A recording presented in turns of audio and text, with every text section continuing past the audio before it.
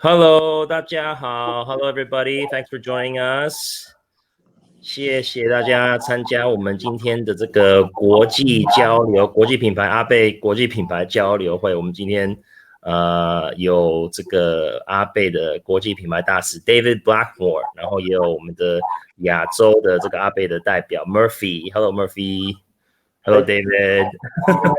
然后同时我们也有我们阿贝同乐会的这个吴会长 ，Hello Mr. Wu。好，那我们应该就是再过几分钟就会开始了 ，and then 那请大家就是拿一杯阿贝啊，或是喜欢喝的威士忌，然后放松，然后我们会一下就开始。那先让大家先进来，然后准备好。那我们大概5分钟后就会开始。那请大家慢慢来。然后谢谢，那大家在看的时候也可以就是自我介绍啊，然后我们现在是直播的节目，所以大家都可以问问题 ，OK， 有什么问题就是尽管问，我们都可以看得到，对，那大家可以就是多互动 ，OK， Vincent Huang， 谢谢大家好 ，Vincent Huang，Vincent Huang，Vincent 你是那个台南嘛，对不对？是台南吗？因为我们认识嘛，对不对？好像 Vincent 哈。哦，我们现在有差不多15个人上线，大家可以打个招呼，我们一下就会开始。大家打个招呼，大家可以跟 David 打个招呼。好，那我这边同时也就是把我们的这个直播的这个连接发在我们的群组里面，稍等一下。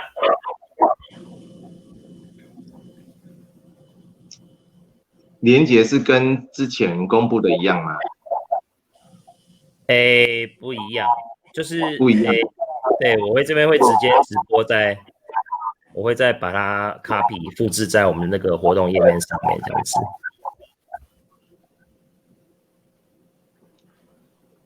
OK， 帮忙 po 到好，那谢谢大家参与，谢谢大家参与，我们一下就要开始喽，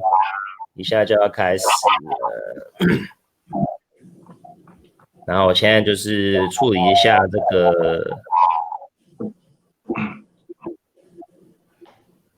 分享直播的部分。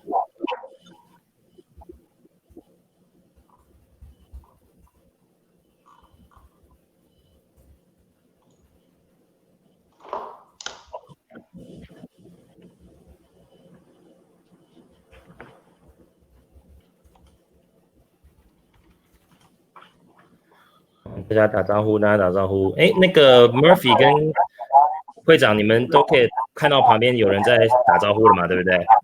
我看不出来，怎么样可以看？一个 private chat five comments。Yeah, it's a comments 对。你要看旁边的 comments。那 we have Nick Drong, greetings from Hong Kong Ardbeg lovers. We got Nick Drong from do you know Nick David? I'm not sure. Okay. I'm not sure if I recognize the name. I apologize. I may have met you, but probably have. Okay. I thought with your reaction, I thought you knew what it was. Dan Brown from the Taipei Whiskey Club. Yeah. David Blackmore seems slightly concerned. He's gotten himself in too deep. Why do you say that, Dan? And then 郑杰说会长棒棒，好棒棒，应该是在讲你吧？那个吴会长你棒棒哎。And then Lem, is it Ian boy? Hello, David Blackmore, Glenmore, Ardbeg. This is Nathan. Okay, Nathan from Taiwan. Nathan, yeah. 然后这个Sake Chang， 我终于找到了，不好意思。那我现在要分享一下这个我们的这个直播的这个 stream。大家好，大家晚安。大家好，那顺便po 在那个阿贝那边嘛，对不对？对。OK。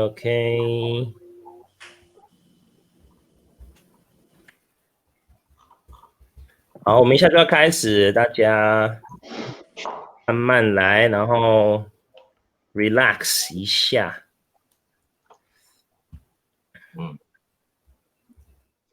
太难找了。刚刚已分享。好，我现在阿贝都分享，然后我们台中威士忌同好会也分享了，然后活动页面也分享了，大家应该都可以找得到了。到同乐会分享应该会快一点。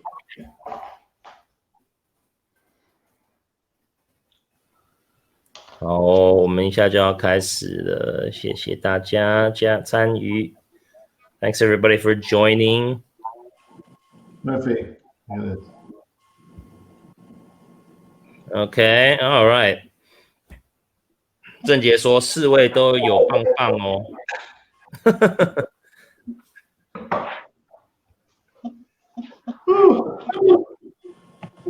多了。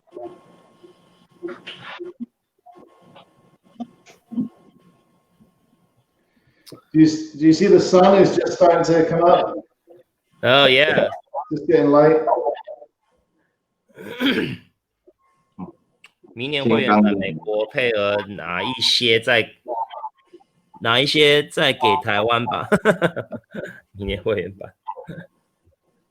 OK， 我们先hello Vinny Gugliani, thank you. Hello there, everyone.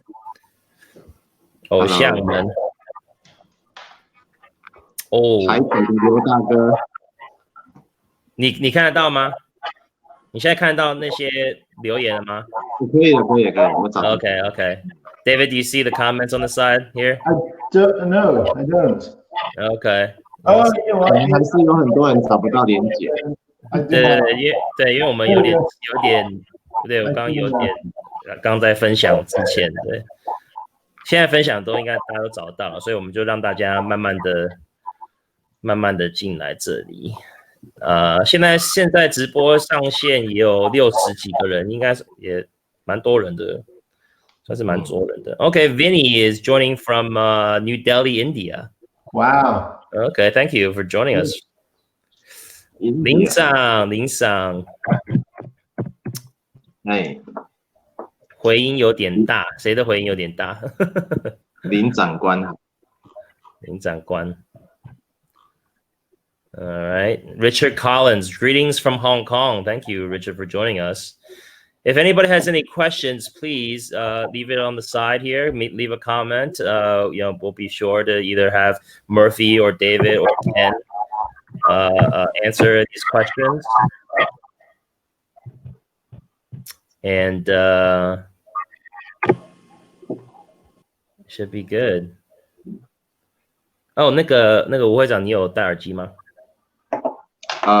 我有耳机，目前没有戴。Okay. So I have a question. Dan Brown, is that the Dan Brown who wrote the Da Vinci Code? Yeah, Dan Brown. Did you write the Da Vinci Code, Dan Brown? Because that would be awesome. 卤蛋，我们卤蛋，他说吴会长今天喝哪支啊？今天Supernova. Oh, Supernova. Yes, Nick. Yeah, ask questions. You leave your questions. We'll try to get to all the questions in a little bit. David's echo is quite loud. Is that me? Do you have earphones? I can try. Let's see if I can get these things to pair with my laptop. I've never tried with these before. Yeah, you must be in an empty room. You're probably in your study or something. Yeah. Let's see. Right, they're not even switching on at this point. Come on.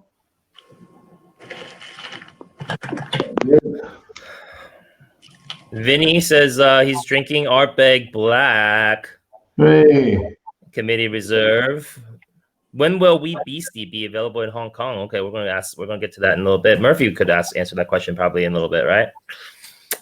Actually, Hong Kong probably similar like Taiwan.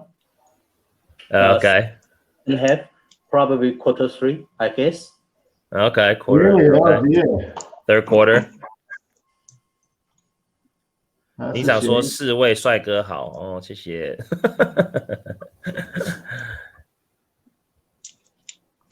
Okay, Nick has a question that we'll get to in a little bit. It says, in 1997, what day was Ardbeg's first distillation day? Gosh. Right, I've had to get working on stuff, but that's that crazy question. 1997 date. Yeah. I mean, wow. All right.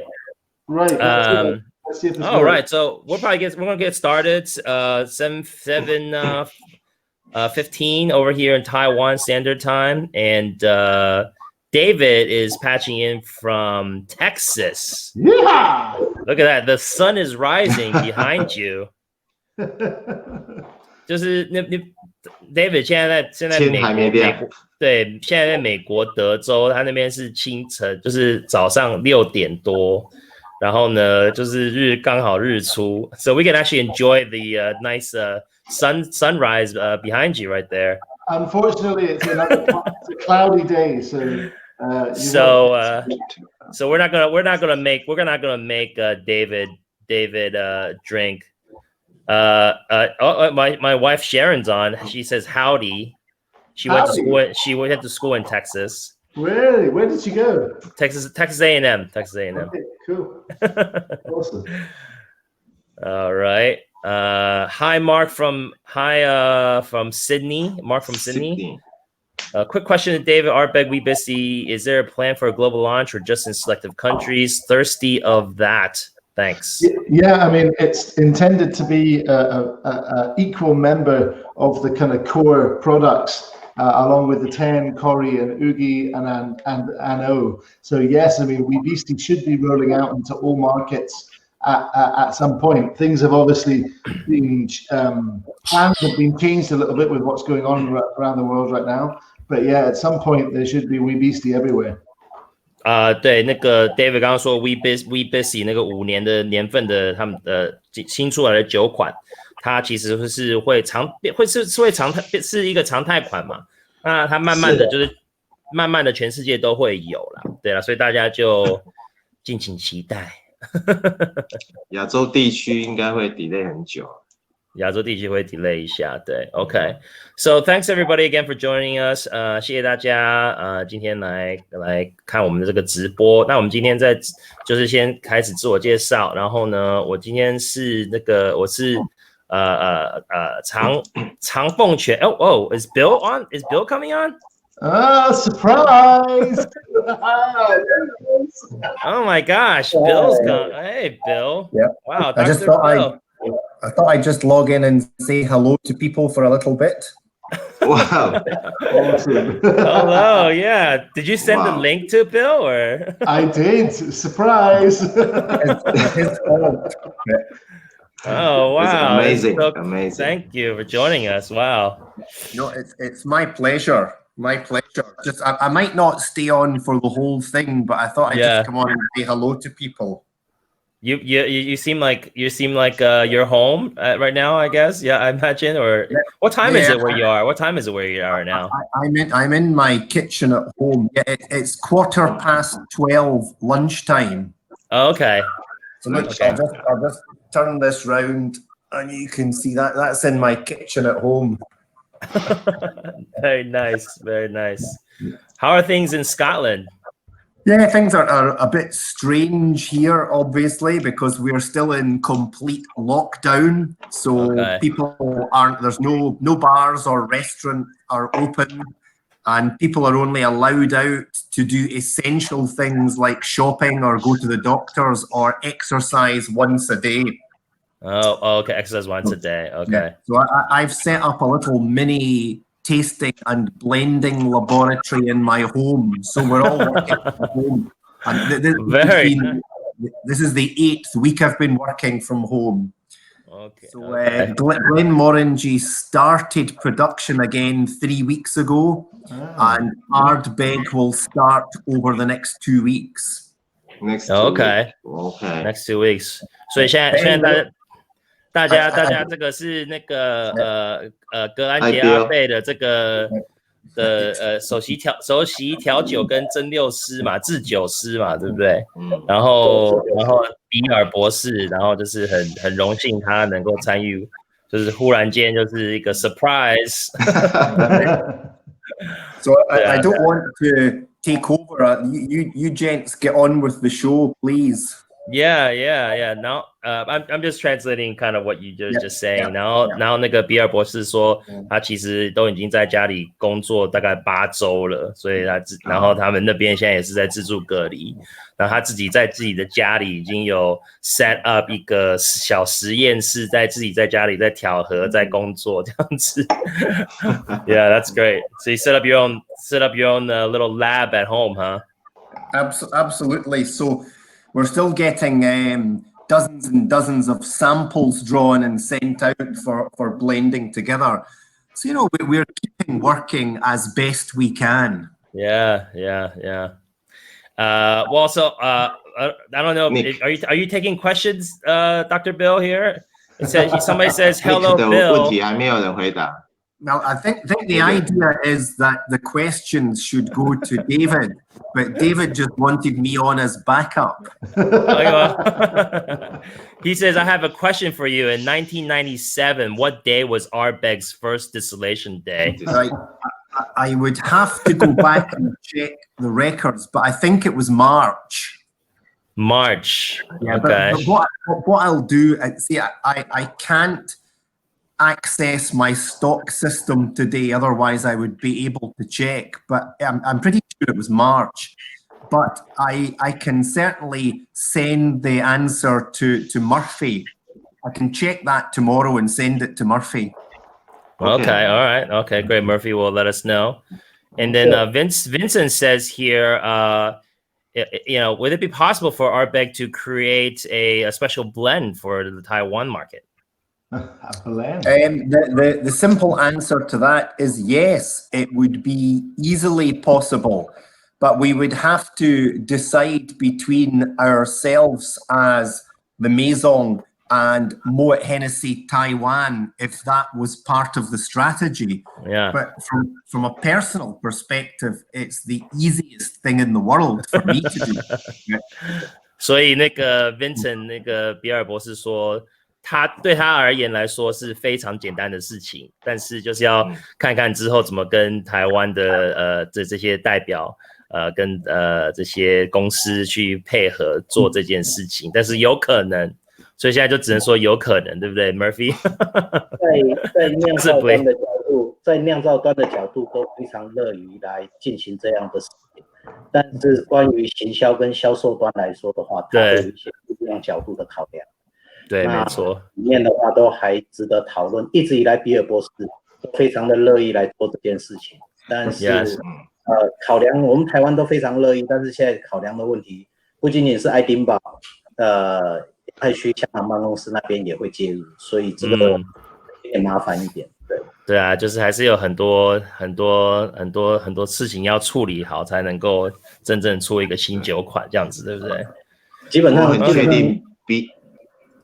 很确定比尔博士是非常喜欢台湾的阿贝尼粉丝啊。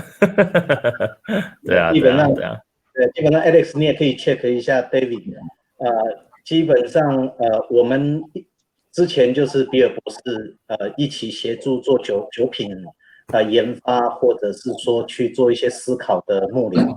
那其实在我们都很希望为酒友们争取一些福利，不过概念上来说有一些行政上的或者在管理阶层上面的事情，这都不在于我跟还有 Dr. Bill 的一个管控范围内。这是对啊，这个不是，虽然是说是比尔博士 ，of course, you know, Dr. Bill would love to do something like that, but there's a lot of red tape too, right? Yeah. But I mean, what I can say is it's something I have recently been experimenting with in the laboratory just for fun, to think, okay, if I was to make a whiskey to fit in with the culture and cuisine of Taiwan, or if I was to make a whiskey to fit in with the culture and cuisine of Japan, what would they taste like? So certainly the idea is in here. Yeah.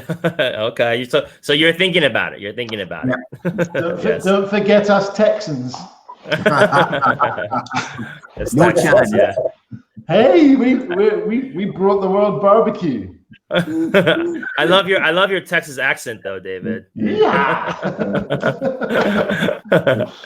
All right. Well, so we're just gonna get on with it. So I just wanted to make sure everybody introduced themselves. We were just about to introduce ourselves, and then our very special guest just popped in, and thank you for that. But again, thanks everybody that's joining from the Taiwan Whiskey Society. People, it looks like people are joining in from India, Hong Kong, all parts of Asia, the US, whatnot. So, lots of love for obviously the Ardbeg brand. And, we got lots of love for everybody here. I'm the president of the Taiwan Whiskey Society, and I also run the Whiskey Steward Facebook page. So we do a lot of these kinds of expert talks and whatnot. So please tune in to either the Taiwan Whiskey Society fan page or my personal page, the Whiskey Steward fan page, and we'll definitely have a lot more of these shows coming up. And I'm gonna move it over to this way, this way to Mr. Murphy Chang here. And please introduce yourself in English and in Mandarin, or whatever you feel like. And then we'll go and introduce David, and then we'll go Ken, and then and Bill, if you want to introduce yourself later on, we can have you introduce yourself. I think everybody knows who you are already anyway. So.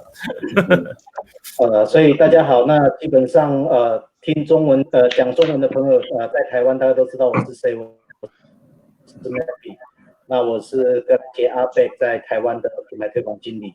那我稍微用一下英文介绍这里说，everyone welcome you all come to attend this live show, and then my name is Murphy, and I'm the Blackmore and Ardbeg brand heritage manager in Taiwan, and also temporarily helping Asia Pacific market. So let's enjoy together. So welcome. Thank you. Your turn. Okay, so great to be here. Hopefully everyone can hear me okay. Sounds good. Yeah, we're good. So my name's David Blackmore. I'm the global brand ambassador for Ardbeg and Glenmorangie. Originally born and raised in Edinburgh in Scotland, and I spent a bit of time in London before I made a move to the USA in 2005, where I've been based pretty much permanently since then, but traveling the world, spending most of my time on planes up until March of this year, where I haven't got on a plane since. But you're doing a lot of these, online broadcasts, a lot, yeah. A lot, back to back, multiple a day. So people can also follow you on your own own Facebook page. You have so many broadcasts, and you're doing this, 40 days of Glenmorangie thing. You're sharing of these amazing bottles, right? Yes. So they can just search your name, David Blackmore, on Facebook. They can add you, right? Or you should find me that way, and I'm on Instagram as Glenmo Ardbeg David. And you'll see the 40 days of Glenmorangie bottles there too. And we're coming towards the end of the 40 days of Glenmorangie. A full quarantine of Glenmorangie, and after that, look out for something from Ardbeg very similar. Okay, very nice. Switch over to Ardbeg bottles next. 所以大家可以就是搜寻 David 他的 IG. David, what was your IG again? Glenmo Ardbeg David. Glenmo Ardbeg David， 大家可以去搜寻他的 IG， 然后他上面会有很多这方面的直播啊。然后最近他都在家里工作，也有办很多直播的活动，所以大家可以去关注一下。好，那我们那个吴会长来自我介绍一下。OK， 大家好，大家晚安。最近也一直在台湾的各地，然后拍一些影片跟大家分享，主要跟大家介绍。从97年之后的 OB 装瓶的一些历史哈，那谢谢大家今天可以在这边加入我们的讨论啊，希望大家也可以在这一场直播的盛会当中可以多得到一些啊，谢谢大家。Yeah. Ken is the president of the Ardbeg fan club here in Taiwan. Very, very big group. You know, they're doing a lot of really great things. And, you know, can I talk about the some of the special stuff coming up? 那个 Ken 我可以分享一些我们近期在做的一些特殊的东西吗？还是不要先不要分享？还是不要分享好了。OK， 好，不要分享。But yes, but Ken, if any of you guys are in the Asia area, you can also go and join the Ardbeg fan club. They also have a Facebook page as well. Okay. Okay, and last but certainly not least. Yeah, it's Dr. Bill Lumsden here, master distiller for Ardbeg and Glenmorangie. But I'm not actually here. It's just your imagination. Yeah. It's just a bad dream. Yeah, it's a bad dream. Okay, Nathan from Ardbeg Taiwan just shared David's Instagram on the page over here on the feed. So thank you. 然后那个 Vincent 黄说 Murphy 大师你后面好货很多耶。People are commenting says Murphy has a lot of great bottles behind him. They're all empty. He's drunk them all. He's all empty. Yeah. I know. Behind right after David's cabinet, even more. There's even more in David's cabinet. And for sure, Dr. Bill Lumsden's basement cellar will be the paradise. Okay. Yeah. But you can't see that, Murphy. That's well hidden. I can't see it. So maybe we can share, you know, maybe you guys can share some of your cool bottles just so people can kind of see, you know, what are some things that you guys can. I'd have to go upstairs, and that's. What we can do it later. We can do it later, or you know, or 那个吴会长，你如果想分享一些什么比较酷的、比较稀有的一些款项，也可以到时候去拿一瓶过来分享给大家看一看。OK， 就看一下就可以了，就瞄一下就可以，不用开，就是大家让大家流一下口水。I'm lucky. I have a couple of sample bottles from somebody I know, some guy called Bill. Probably some of my, you know, they're not in fancy packaging, they don't have fancy labels, but you can't drink all that nonsense. What matters is what's in the bottle. So I've got a couple of lab bottles of some really interesting stuff. Oh, very nice. Maybe, well, are they there at your home? They are. That's the trouble is I would have to go upstairs, and I've got this all kind of set up. Secret bottle. Secret bottle. Yeah. Oh, secret bottle. What is that? 那什么? Look at that. I can't read the writing, but it looks like my signature on it. Yeah. It's your signature, yeah. 上面写什么？就是有点看不清楚。是2002年装2002年的一个 sample， 然後是單桶的一個 sample， 它是在2012年的時候裝的。It's a single cask sample from 2002, okay. Bottled in 2012, signed by Dr. Brendan. And Brendan in the back, yeah. Yeah, there you go. The value is much less then.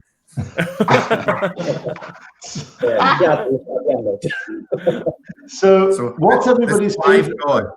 Oh, okay, there it is. Oh, wow. Very cool. So that's cool. The committee black, but I'm not opening it today. Yeah. So what's everybody's favorite Ardbeg out of the core 5 now, like 4 or 5, depending on which markets you're in? I can tell you mine is out of the core Ardbeg's Corey Vrecken. Okay. Clearly my favorite. I think I would have to say the same actually. Out of the core. Yeah. 就是常态款里面那个大家最爱的是哪一款？对我来说，最爱 10 10年 yeah, okay. 10's a favorite, okay. Out of I think for me it's probably a no for me. probably because it was such a difficult whiskey to make, and it took me long to make it, and so much money to get the marrying vat. So that's probably my favorite. OK， 比尔博士最喜欢的就是安诺，然后他说他就是花了超多时间去创造这个瓶酒，所以他就是对他来说是还有一个很爱的一个款项。那 Murphy 老师呢？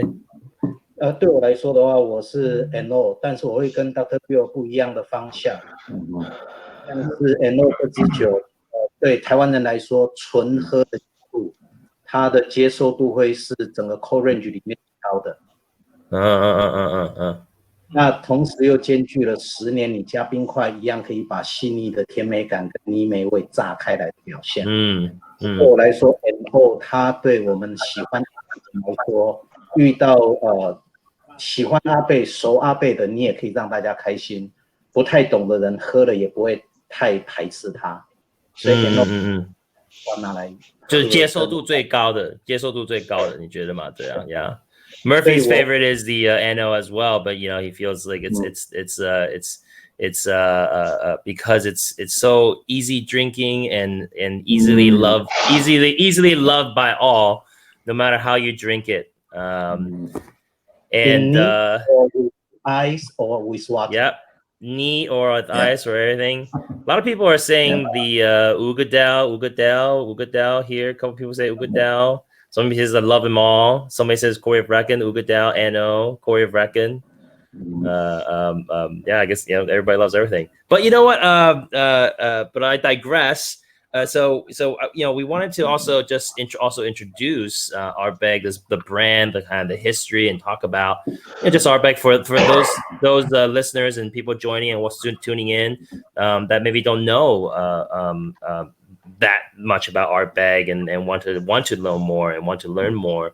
So David, can you please tell us about the story of Ardbeg here, and tell us about why is Ardbeg? Why is it where it is? How did it get started? Talk to us. And let me just also say this in Mandarin too. 那我们现在就是让那个 David 去分享一下说这些 Ardbeg 的基本历史。然后呢，那我们就是应该是也会有一些朋友就想要了解一些基础的 Ardbeg 的东西。那我们当然就是要让 David 有一个机会，就是介绍 Ardbeg 为什么是 Ardbeg 为什么是 Ardbeg， 然后呢，它为什么在艾雷岛，它为什么制造出来的酒是有泥煤味，然后泥煤是什么 ，all this stuff。But yeah, David, please, drop the knowledge, my friend. Cool, man. Absolutely. I guess it all starts with the location of where Ardbeg is, the island of Islay, this small island off the southwest coast of Scotland in the Inner Hebrides of Scotland, the most southerly island in the Inner Hebrides. And the island is actually almost equidistant between the mainland of Scotland and the mainland of Northern Ireland. And that kind of sets the scene for the first wave of influence on Islay, and that would have been Christian monks coming over from Ireland, bringing the knowledge of Christianity and bringing the knowledge of distillation with them across to Islay. Back in those days. Yeah. Hey, David, sorry, I'm just going to sign off now. I need to go. Okay. Other things to do. But if there's any, that boring. Not at all.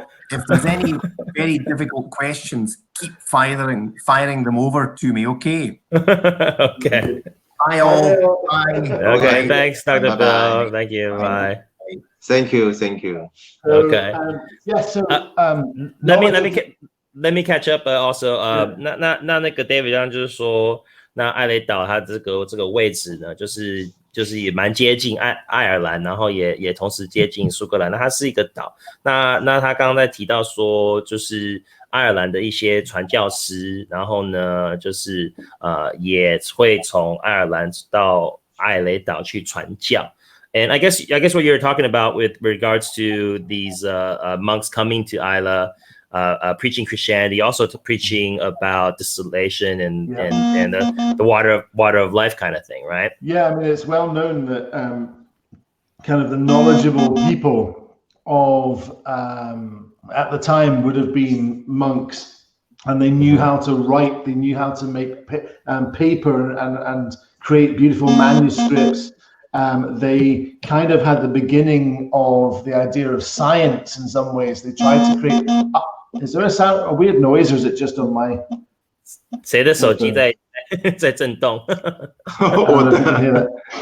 And they kind of, there was a quest to try and kind of create alchemy, to create precious metals and precious things out of base metals that grew out of all of that. And part of that was also the knowledge of distillation.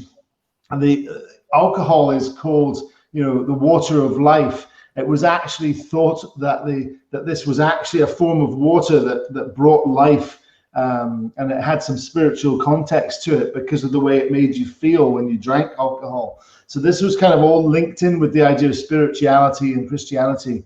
And we know that the monks who made it to mainland Scotland used Islay as a stopping off place because their boats were very, very basic. They didn't have a keel. They didn't really have a sail. They just rowed these very basic boats. Oh, really? Okay. They could fall apart and you could drown. So Islay would be the perfect place to stop and go, whew, I made it halfway. And some of them stayed. And rest and okay. Yeah. I'm curious. How do you know how long it would have taken to row your boat from Ireland to Islay? Well, we can probably work it out. It's about from the north coast of Ireland to the coast of Islay is about 25 miles. Okay. So, 25英里. Okay. If you're doing in a boat rowing, you're probably only doing like 1 mile an hour, 2 miles an hour. So somewhere between 25. Yeah, about 12 and 25 hours. That's a hardcore workout. Oh yeah, you'd be exhausted, and that's without taking into account the tides, which could help you or hinder you. But it's going to take a while. So that's where we kind of start. And then let me just catch up also. So sorry to keep interrupting you.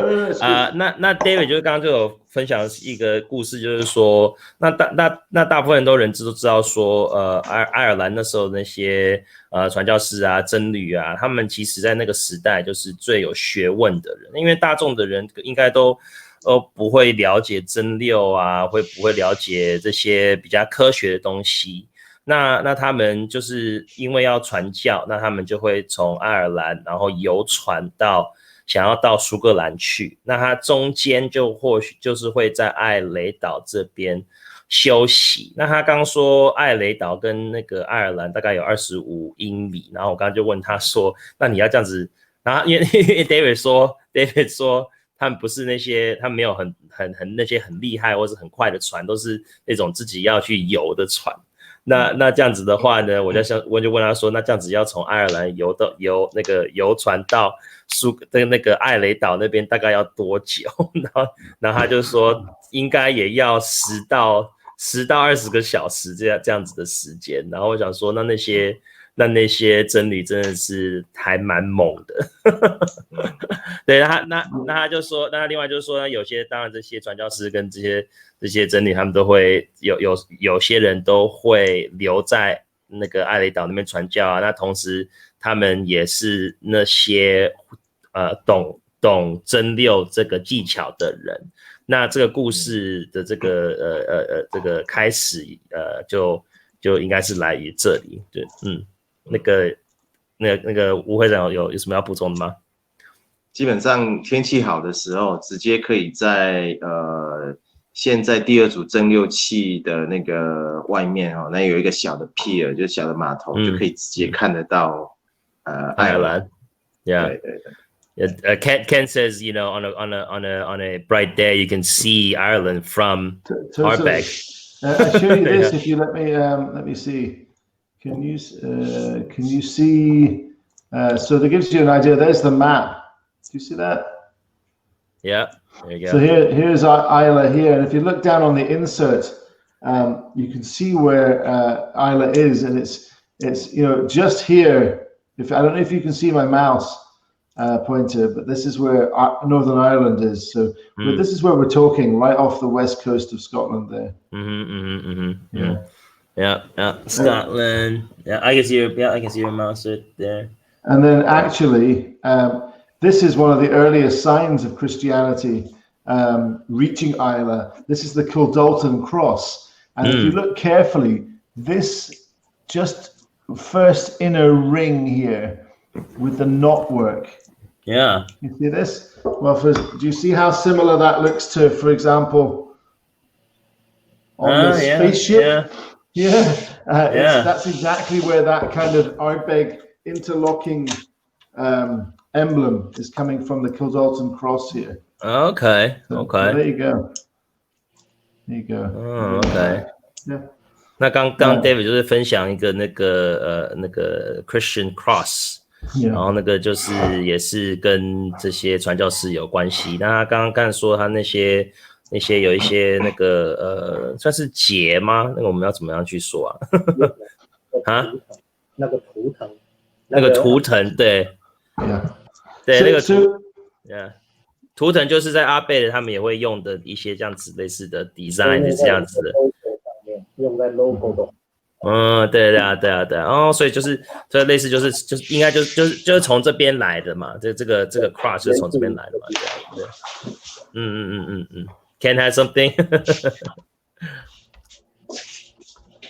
Okay, David, continue. Yeah, from there, I guess the next thing is, again, talking about the location of Islay.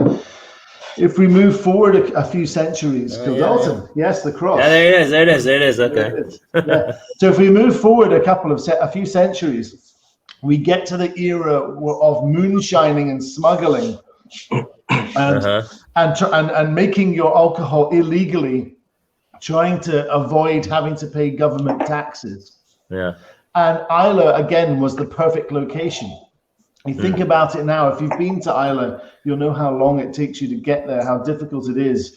And, even if you take the plane to Islay, before you arrive, everybody knows you're coming because somebody else on the plane will have seen you even before you got on. They'll have texted their friends on Islay and said, I saw David on the plane.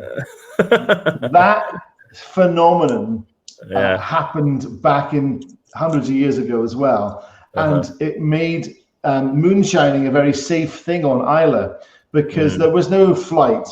There was no scheduled ferry. If the taxman wanted to come to Islay and check and make sure no one was breaking the law, he had to find a local fisherman to take him on his boat to Islay.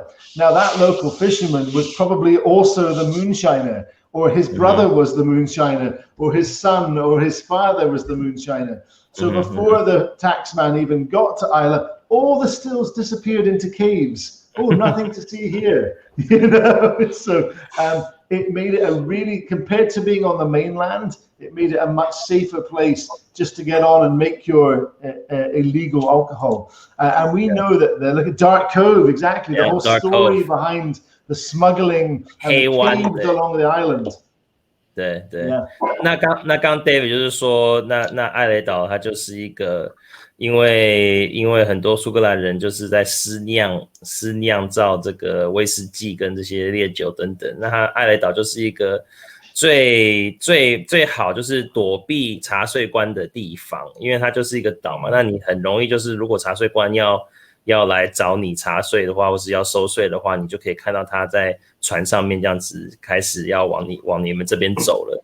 那你一旦你看到这些查税官要过来的时候呢，那你就赶快把你的所有这些蒸馏器啊、道具啊，全部都先收起来。那刚刚 Murphy 就是有分享刚刚那个黑湾的这个品嘛，那也是类似的那个 Dark Cove 的这个类似这个相关的故事，就是反正就是有人要来查税的时候，或是有人要来跟你收钱的时候，你就赶快躲起来，躲到这些不同的 cave 啊，或是哪里呀，然后反正就是躲起来。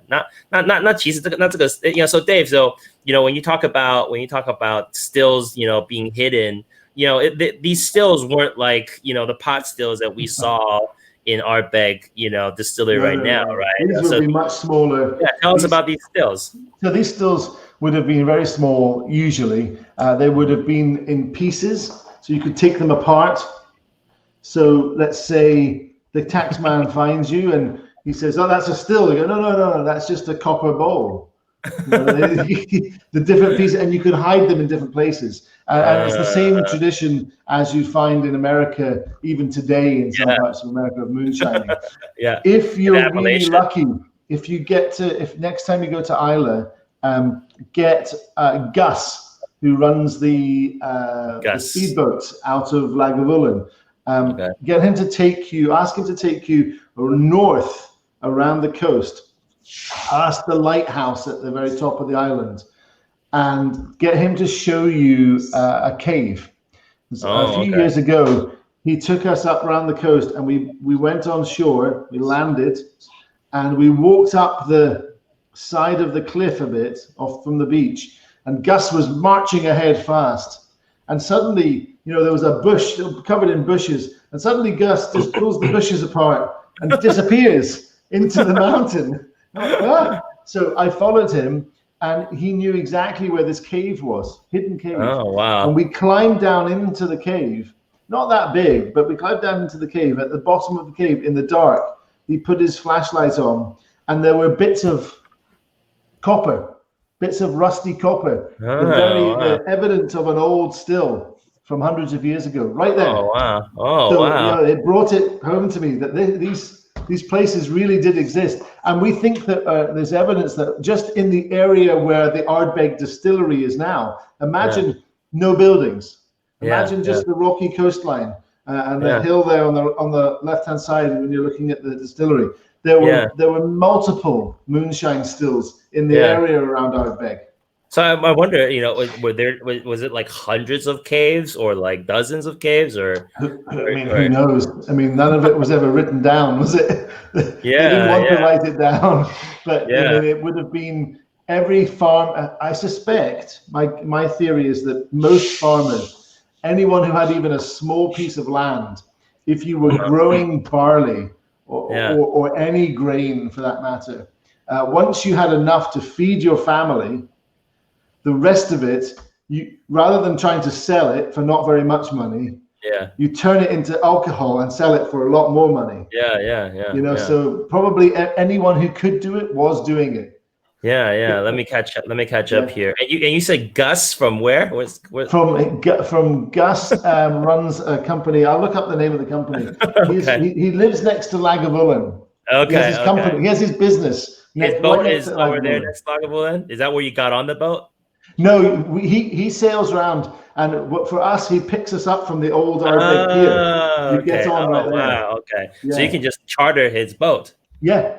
Oh, nice. Yeah, he's actually a part-time Coast Guard as well. He's a really safe guy to be with. Yeah. Everybody does everything on Isla, I think. Yeah, it's true. 那我刚刚就是跟 David 在讨论说，那因为他刚刚说，如果那些查税官要来抓人啊，或是收税啊，那大家就会就是会去就跑走嘛。那我就跟他说，那大家或许印象就是说阿贝的像这些酒厂的那些蒸馏器啊，壶式蒸馏器那么大，那其实早期的这些蒸馏器都是很小的，那或许或许就是一个 bowl 在这边，然后或是一块在这边，然后你就可以很轻易，就是很容易就可以把它解开来，然后就是到处藏来藏去的。那查税官就说，你看你这边有一个蒸馏器，然后他们就说这不是啊，这是我的一个铜碗啊，这个只是我吃饭用的或者什么东西。然后 David 刚刚就说他很惊艳的有一次就是他找一个他说大家去艾雷岛的时候要找一个 Gus 先生 Gus 先生，然后他是开船的，他是船长，然后呢，他就是你可以请他带你去就是看看附近那个酒厂附近，然后 Gus 有带那个 David 去一个Ardbeg附近的一个洞穴，然后就是隐藏的一个洞穴，然后那个 Gus 他就知道这个地方在哪里，他就是直接就是那些树草啊什么东西，然后就直接掰开来，然后就直接走下去，有一个这个穴道到下面去，然后下面里面还留着那些老的蒸馏器，还在那边一些铜的那些金属啊什么什么的，然后所以 David 就说哦，这真的就是像我们历史里面学到的。就是很多人就是会去这些不同的洞穴去躲起来啊、蒸馏啊、湿酿啊，对。Hey, Dave, are you trying to share something on the stream here? Yeah, I was going to show you so people could see the website. So if you are going to Isla, this is Gus's website, and you can see he has this slower boat, but he also has these rigid inflatables. And he'll take you. He'll get seafood too. He'll literally jump over. He'll jump over the side of the boat and take that out of the sea and cook it right in front of you, or you eat it raw if you want. Wow. Raw scallops, raw seafoods, everything. Yeah. Wow. And he'll take you. He'll take you down to. You can do the Corryvreckan whirlpool. Oh, okay. Yeah. 漩涡这个导游是吗？对啊。Corryvreckan tour. This is kind of cool. Did you know about this, Murphy? Have you heard about this? 基本上的话，这个就是在艾雷岛上的一个公司，那它就是安排你搭船去Corryvreckan，就是到那一个漩涡，然后他去年的话是跟David 有一起搭的是，应该是接近他刚刚提到的那个行程，就是在 Portland 港。上船，然后他就这个小船就会开到外海，一直在岸边开。他提到那一个Cape， 基本上他刚刚有提到是我们如果看艾雷岛的地图，西南有一个突出去的半岛，就是半岛。那个 NO 半岛的地势是高的，所以上面会有一个灯塔。所以因为地势很高，所以都是悬崖峭壁，在那个悬崖峭壁里面就会出现一些洞窟，而其中一个就是David 提到的船长有一个保存的很完整的洞窟。对啊，把外面的树丛拨开，你都不知道里面是有这么大的叫做别有洞天的概念。对，所以艾雷岛的话是可以像这样的 online 的跟他们去预约，也就是包船了，包船去走艾雷岛，对，用这样的概念。对，那去年的话我有参与到一趟。那至于在船上来说的话，甚至是很捞啊现捞的海鲜，从海胆啊都有可能。所以看你是要熟食还是要生食，还是半生半熟的食物，在船上用个便餐是他可以安排的。所以你有吃到，你有吃过？哦，有。怎么样？如何？好吃吗？好吃。好吃，就是最新鲜的艾雷岛的对，因为我们在台湾其实也很常吃很多新鲜的海鲜嘛，对不对 ？And then 那我觉得那我好奇，对，但是在那因为你将会感受到的是温度大概是介于10到15度之间的气候条件，然后非常平稳的条件，它开的还蛮稳的。然后我当然就一杯阿贝在手上，然后就哇，超享受。对 ，David Murphy sharing his story about being on the boat and having a bottle of Ardbeg and eating some seafood there and so the best uni I've ever had, the best sea urchin I've ever had was just picked off the sea floor by Gus, brought up and cracked and just eat it like that. The most amazing uni in my life. Oh my god, uni? I didn't have uni. Of course, Isla uni. Wow. Yeah. Uni 中文怎么说啊？ uni 怎么说？海胆。对，海胆，对。The freshest, most amazing seafood. 爱雷岛海胆 Yeah. So I guess from that point, you know, it moved. Ken wants to add something. Ken. Sure. 我去年去嘉年华的时候，他在这应该也是这家公司，他有配合，大概每天的上午跟下午好像都各有2个班次，他可以带你去 Ardbeg。那我知道的是在爱雷岛吃到的扇贝 scallop 是我吃过最好吃的，不管你要吃几分熟都非常好吃。然后那里还有所谓的蓝龙虾，就是鳌虾那一种。Oh wow, blue lobster. I guess blue lobster. 对 ，Okay, wow. Yeah. This blue lobster. Do you have this blue lobster you're talking about, David? Blue lobster. Do we? I don't know, maybe. But Ken's also talking about you got Isla has like the best scallops too. Oh yeah, amazing scallops and oysters, amazing oysters. Yeah, oysters as well. But yes, scallops. 海胆。Gus will actually bring the scallops up in the shell and just crack the shell and the scallops there and just eat it raw. So I'm curious. Are this is a side of Isla that I've that you don't really nobody really knows about, right? Are people on Isla just like eating uni omelets and like uni on their eggs like every day? They're just eating uni. Is that? Not really, but there is a fishing industry a small fishing industry. Yeah, I figured fishing, but not uni and all this luxurious seafood. The lobsters and squat lobsters, langoustine. Scallop. Wow. It's if you go to a good seafood restaurant in Spain or France, there's a very good chance that the seafood, the shellfish seafood particularly, that you are being served in those restaurants has been caught in Scottish seas. Because we have a bit like in the US, everyone says the Northeast. Yeah. Cold water makes better seafood. We've got really cold water, so amazing seafood around Isla. And actually, there are a couple of really good restaurants on Isla several good restaurants now that serve this sort of food. So the Port Charlotte Hotel, most amazing seafood there. There's one that I think has changed hands. I don't know how good it is now, but there's a place called Jan's Seafood Kitchen. And Jan, I believe... Jan Restaurant. Yeah, Jan is either from Taiwan or Singapore.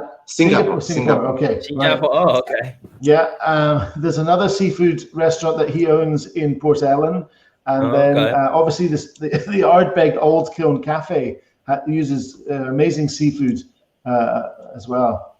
Yeah, Ken 会长。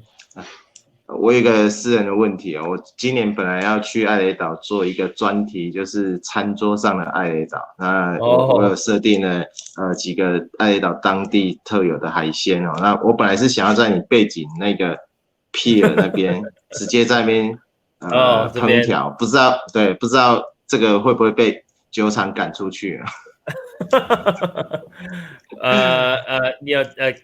Ken's asked he wanted to do actually kind of like I guess it's kind of documentary or something on Ardbeg and local seafood for his Ardbeg fan clubs, and he said he wanted to actually film and maybe catch some seafood on near Ardbeg, and he was curious if they would allow him to do that. Sure, why not? Sure. I mean, Gus, that's what we do with Gus. I mean, 可是是在酒厂里面你要说酒厂里面The problem is Ken would like to take video, take picture, and cook the ingredient in the pie. Okay. Inside the pie. So it's not allowed in the distillery. What, to cook in the distillery? In the what? 在海边的那个就是那个码头那边。对，就在你的背景这个照片这边。不是在酒厂里面嘛？你只是在那个 pier。它是在酒厂。on the pier. 那个算是哦，没有，但是不是在屋内嘛，还是在户外嘛？ So on the Ardbeg pier, he wanted to. So I don't know about the pier. We'd have to ask. But Gus allows you to cook on the boat. So you could just have the boat up against the side of the pier and cook on the boat. There you go. Gus cooks on the boat all the time. He has a little gas grill and cooks up some of the scallops, fries them. I've done that. He also will take you when we went round to the beach and the cave, you go ashore and just he does a picnic on the sand and has a table, pops up a table, puts the grill and does it all right there. So yeah, we can do all that. Yeah, we can work something out.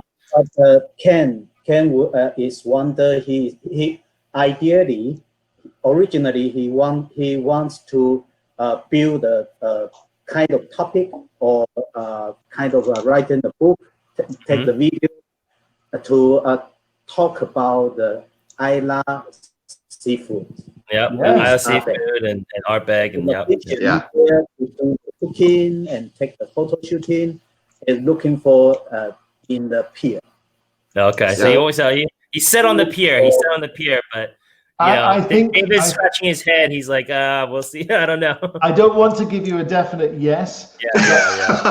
Because I have to check. But I personally think if you were far enough down the pier, you're no longer within. You're out. If we have the gates for the pier anyway. If you're far enough down the pier, you're now no longer on distillery grounds. I don't think there's a safety issue. Heck, we have a whole kitchen.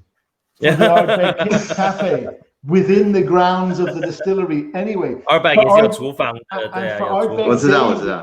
For Ardbeg Day, we have barbecue grills and food trucks and all sorts of stuff park up there.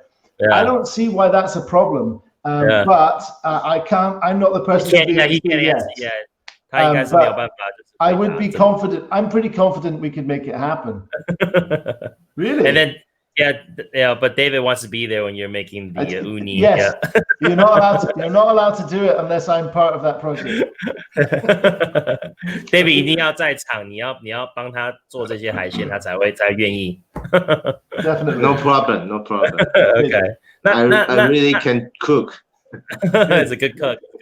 So maybe we'll do it you can do it in Mandarin, and I'll be the presenter for English. How about that? Okay, there you go. 那各位观众，如果有什么问题的话，可以在旁边这边留言，就是直接留言呢，我们可以再问 David 这些问题。那if anybody has any questions, again, feel free to just leave the questions over here, and we'll just get to it as we go along. But that was a nice kind of digression there. I didn't know about that, so that's cool. And then please continue. Sure. Yeah. So I guess from that point onwards, we know that there was distilling at Ardbeg before 1815. 1815 is really the year that the distillery got its legal license to distill. So that's kind of why we put that date stamp on there. And it's the same year that Lafroig got their license. And the year before Lagavulin got theirs. So, the three South Shore distilleries decided it was time to stop breaking the law, time to go legit around about the same time. And this, from what I've tried to find out, there's not a lot of details about what the distillery looked like in 1815, sadly. There probably was not a purifier, almost certainly no purifier. The stills, we don't even know what the stills looked like in 1815. However, we know that by 1887, Ardbeg was producing significant amounts of whiskey. We know that it was the biggest distillery on Islay, producing about 1 million, a little bit over 1 million liters of spirit in 1887. Which is bizarre. 1887, 1887, biggest distillery on Islay. Let me catch up. 那 David 在分享就是说那时候就是1815年啊，那他之前当然就是有在私酿啊，然后当然就是也是有人在那边制造制酒，但是1815年是他们正式就是拿到酒牌的对，拿到酒牌。那同时就是那个拉佛格啊，跟那个拉加维林啊，就是这2年内都有也同时拿到这个酒牌，然后正式的去制造威士忌。那 David 说，其实很可惜，他们不知道说当时的这个蒸馏器啊，跟酒厂长的是什么样子，因为他们没有这些方面的图片或什么东西都没有。那但是他说肯定是没有像他们现在拥有的像那个回流器啊等等的，对。然后他说，但是他知道说在就是记录里面1887年的时候，阿贝就是全爱雷岛制造最多酒的酒厂，大概有100万公升的这个制酒的这个这么多酒，对，这么产量，对啊。Yeah, so we're continue, please continue, David. Yeah, so it's kind of crazy to think that 1887 we were such a big distillery, and we have evidence of exportation outside of Scotland as far. So what's the output right now of Ardbeg? So that's a great question. So we go back to 1887. It was about 1 million, maybe a little bit more liters of spirits. We're now at about 1.2, 1.3 maximum. Okay. So the distillery was built at some point. The distillery was designed to do the same capacity as we can get out of it today. And that kind of leads us to naturally some of the questions about the expansion, because the distillery, you know, we could put, if we were not good curators of Ardbeg, we in theory could push the distillery and get more out of it without having to invest anything. But we would definitely make an inferior Ardbeg at that point. So we're just not going to do that. So there were 3 options, I guess. Option one is just keep making the same amount of Ardbeg, make it well, and in the next 10 years, as more and more people get into Ardbeg, it would mean that you would find it harder and harder and harder to buy your bottles. So that's a bad option. Second option, don't put any money into, don't invest any money, just squeeze the distillery and make as much Ardbeg out of the distillery as possible. In 10 years from now, you guys get a good access to Ardbeg, but when you taste it, you go, what's wrong with this? It's not right. And then the third option, which happily is what we're doing, is to put a lot of money in to double the potential capacity. Just because a distillery's capacity on paper has doubled doesn't mean that we have to use it. You know, we can run it how we want. So that's the project that was supposed to be open now, ahead of Ardbeg Day. And obviously with COVID and everything, that hasn't happened.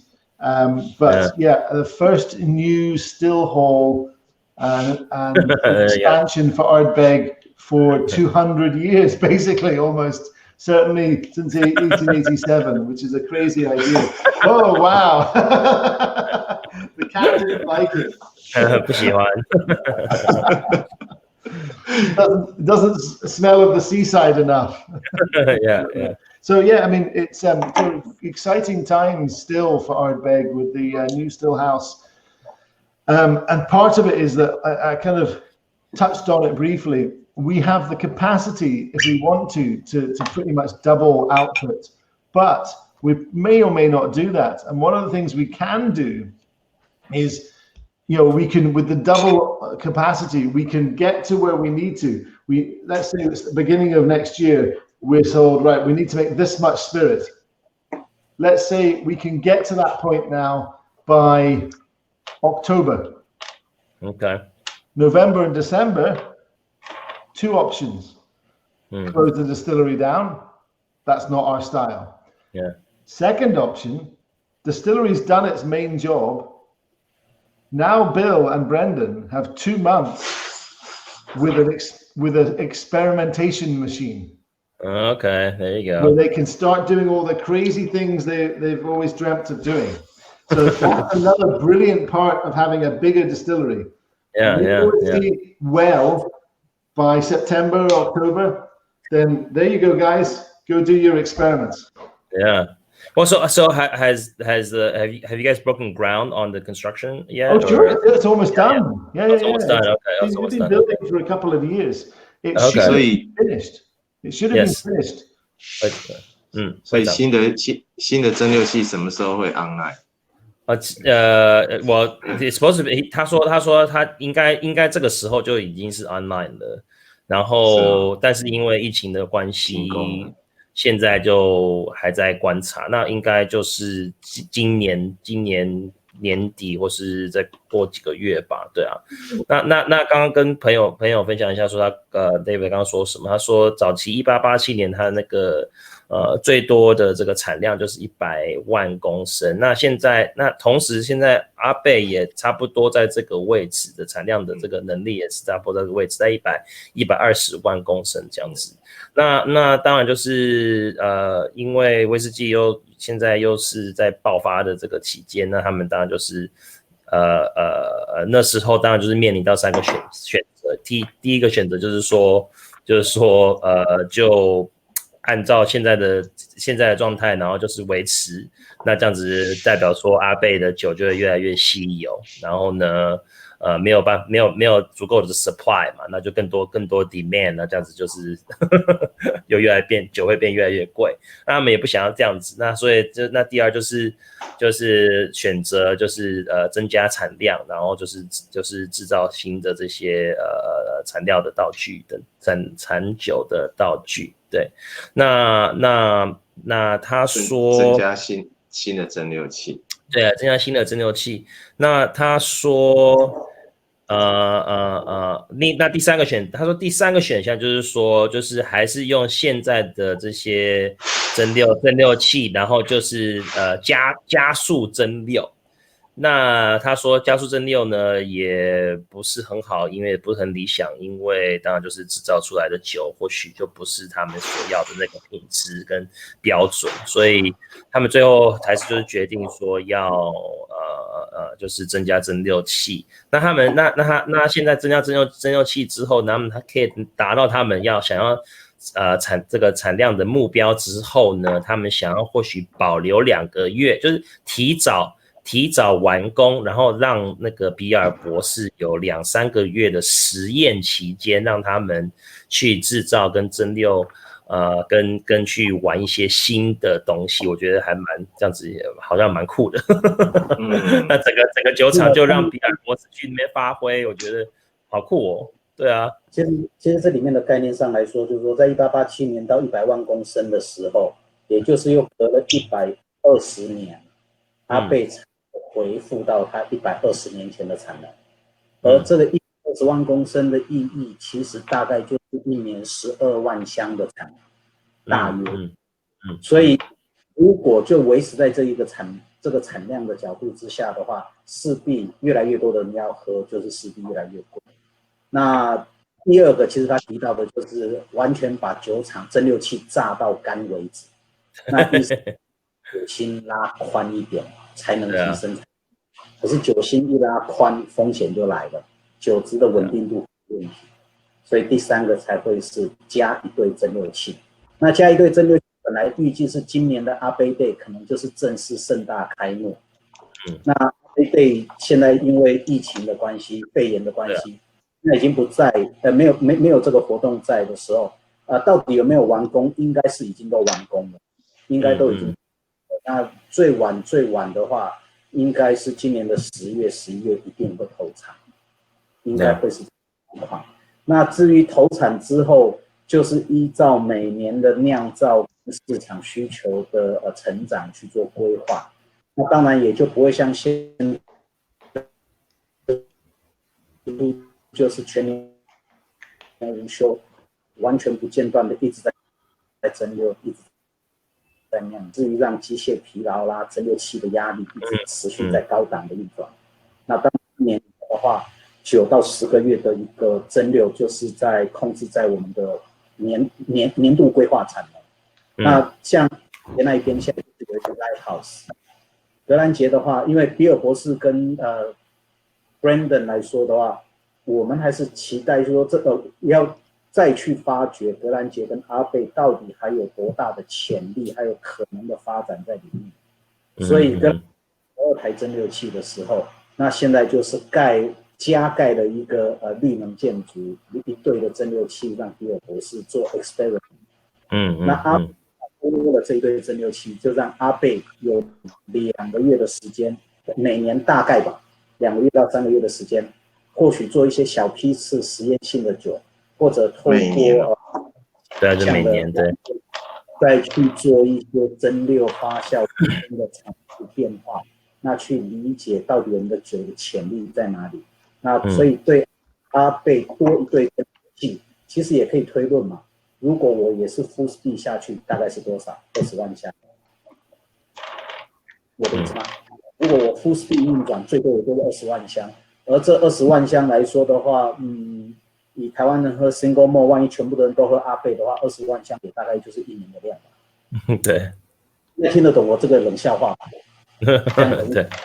所以让他在做一个蒸馏器还是相对产能还是很吃紧，所以到这个节奏走，多一对蒸馏器也让我们有机会去酒厂参观的时候，应该会更有机会，大家可以放缓一点脚步，然后去多感受一下阿贝的。Yeah, Dave. Everybody think it's pretty cool to let Dr. Bill experiment for a couple months. It's that's doing some small batch, small batch stuff. we could do all sorts of stuff. We could play with fermentation times. We could play with spirit cuts, moving the cuts wider, narrower, further forward, further back. We could look at different yeast strains. We could look at different parts per million phenols in the barley, up, down. We could look at all sorts of stuff. We could look at what else? I mean, tons of stuff. We could play around with the purifier. We could switch it off, switch it on, all sorts of stuff. So it's exciting. Yeah. Well, since you were talking about the purifier and the stills, do we want to take a look at these stills here that you're talking about? You know what? Let me see. I think I have a good picture with the purifier on it. Let me just try and get something. I got something. I got this. It's like that's pretty good. Sounds good. So this is you can just see just peeking out behind the main still, the spirit still here. You can just see the wash still behind it, and those are the 2 stills. That's it. That is Ardbeg still the distilling capacity. Ardbeg 就是2个蒸馏器，对啊。So what you see here in the foreground is the spirit still, and it's lantern shape. And at the top here, what you can see, it looks like a kind of bucket with a U-shaped S-bend pipe coming around. This is the copper purifier. And there's about 5 or 6 of them still in existence in Scotland, but this is the only one on a still on Islay. There we are. That's it. This is the only functioning copper purifier on a still in Islay. What it does is it kind of captures the heaviest, least volatile, most aggressive phenolic compounds that are there during distillation, and it recirculates them down this pipe to the bottom, back into the pot, and it gives us what we call our peaty paradox, that we can use such heavily peat smoked barley, but at the same time create such a complex and elegant single malt. But it's very important, and something, of course, that we are replicating entirely in the new still hall with exactly the same stills. 那我们现在在看到这个就是他们的烈酒蒸馏器，我们前面这个图片前面就是他们烈酒蒸馏器，那后面就是他们这个酒汁蒸馏器，就是 wash still and spirit still。那刚刚那个 David 在讨论或就是他们这个就是全艾雷岛就只有他们有的这个回流器。对啊 ，purifier， 中文叫回流器嘛，对不对？中文叫回流器 ，purifier。对。I have a little thing here. 净化器也可以。净化器 ，OK， 对。那这个就是造成就是酒在蒸馏的时候就是回流，那回流就是让一些比较重的一些分子就是能够不要被萃取到酒心那边这样子。对，然后David，you're saying so. So when were these purifiers added, or like were they always there from when they were not always there, and I don't have a date in my head for when we think they went in, but maybe somebody else can tell me if they have a date, but I don't know when they went in. I know that for a period of time in the 70s, the purifier was actually not functioning. It was broken. But as far back as anyone can remember, we've had these purifiers. 那其实这个回流器其实是之后才安装的，原本它没有。那 Murphy 你知道这方面的故事吗？purifier 来说的话 ，David 的意思是70年代的时候并没有在运转，应该是坏掉。但是在蒸馏厂的tour guide 的讲法是 purifier 是大概在2战后的老照片里就有看到这个结构。World War II after World War II。对，那 David 是70年代的时候好像就没有在运转，是因为好像坏掉部分，因为就把掉就好了，就不要用就可以了。所以有些朋友是说是明远轩尼诗买下来之后再装上去，还是说格兰杰公司买下来之后再装上去？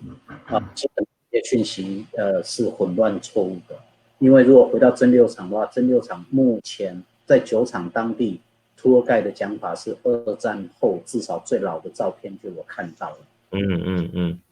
But I'm curious, what was the decision making process, in regards to adding this, because if it was Ardbeg trying to clean up its, have a cleaner spirit or have like a lighter spirit, and they wanted to create more, reflux here, or what was the thinking? I mean, who knows? Most likely somebody was trying to do that and create a slightly different spirit.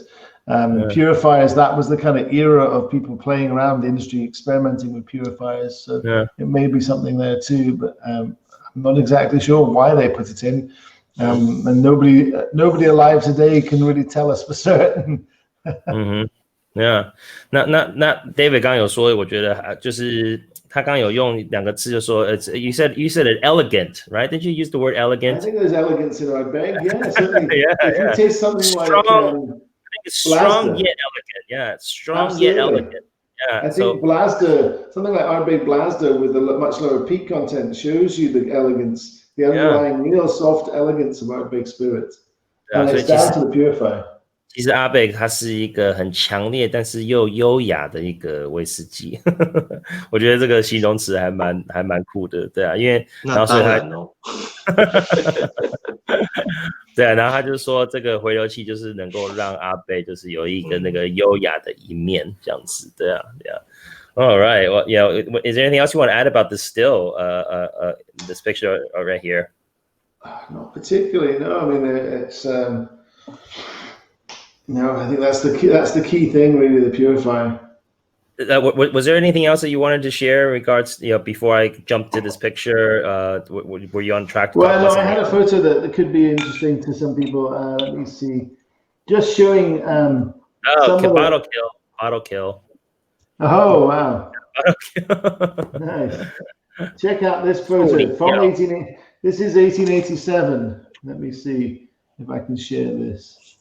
Well, let me take this off. But Rivera Lai says, is there any possibility to have a celebration or any kind of activity or event on at Ardbeg or Isla in October or later this year?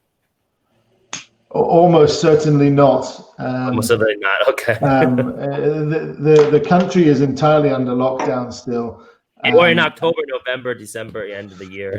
Yeah, most certainly not. Yeah. I mean, if you follow the epidemiologists and the public health experts, we're not going to be out of the woods with this by October. And one thing I would strongly like to say to everyone about now on Isla, because I've heard stories that some people are trying to get to Isla now anyway, so they can pick up their bottles. The distilleries are not selling. Even if you've bought a bottle, they will not give it to you if you turn up Isla right now. Okay. It's very dangerous for the people of Isla for you to go there right now. Yeah, exactly. There are no emergency beds. There are no respirators in the small hospital on Isla.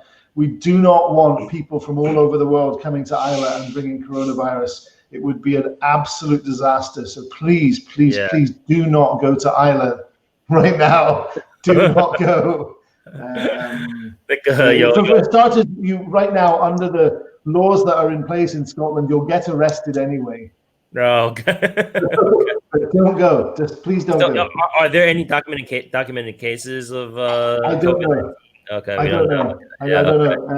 那那个 David 就跟我们分享说，那个 Rivera 他就说有没有可能就是10月或者11月会有一些什么活动，然后他就说肯定是不可能，就是不可能会有。I mean, even if things have got better in October and November, by that time of year, the weather on Islay, it could be good, could be so bad. You probably don't want to go to Islay in November. Yeah. 那个10月跟就算是可以，现在是他们是封岛嘛，应该是封岛的状态。那 David 就是说千万，然后他就说有听说有些人还会现在就是硬要去艾雷岛，然后或许还要拿他们的酒啊或什么去买酒厂啊什么。但是就算是你有买在从阿贝那边买到酒，他们也不会给你，所以他就说，请大家不要去艾雷岛，因为艾雷岛那边没有他们需要，如果是真的有这样子的疫情发生的话呢，医院没有这些设备去治疗整个艾雷岛的这些人民啊，所以求大家不要过去。What was that picture you were showing? Oh, sorry, yeah. Let me get that up. 那个会长，来你说。I have a project of Taiwan.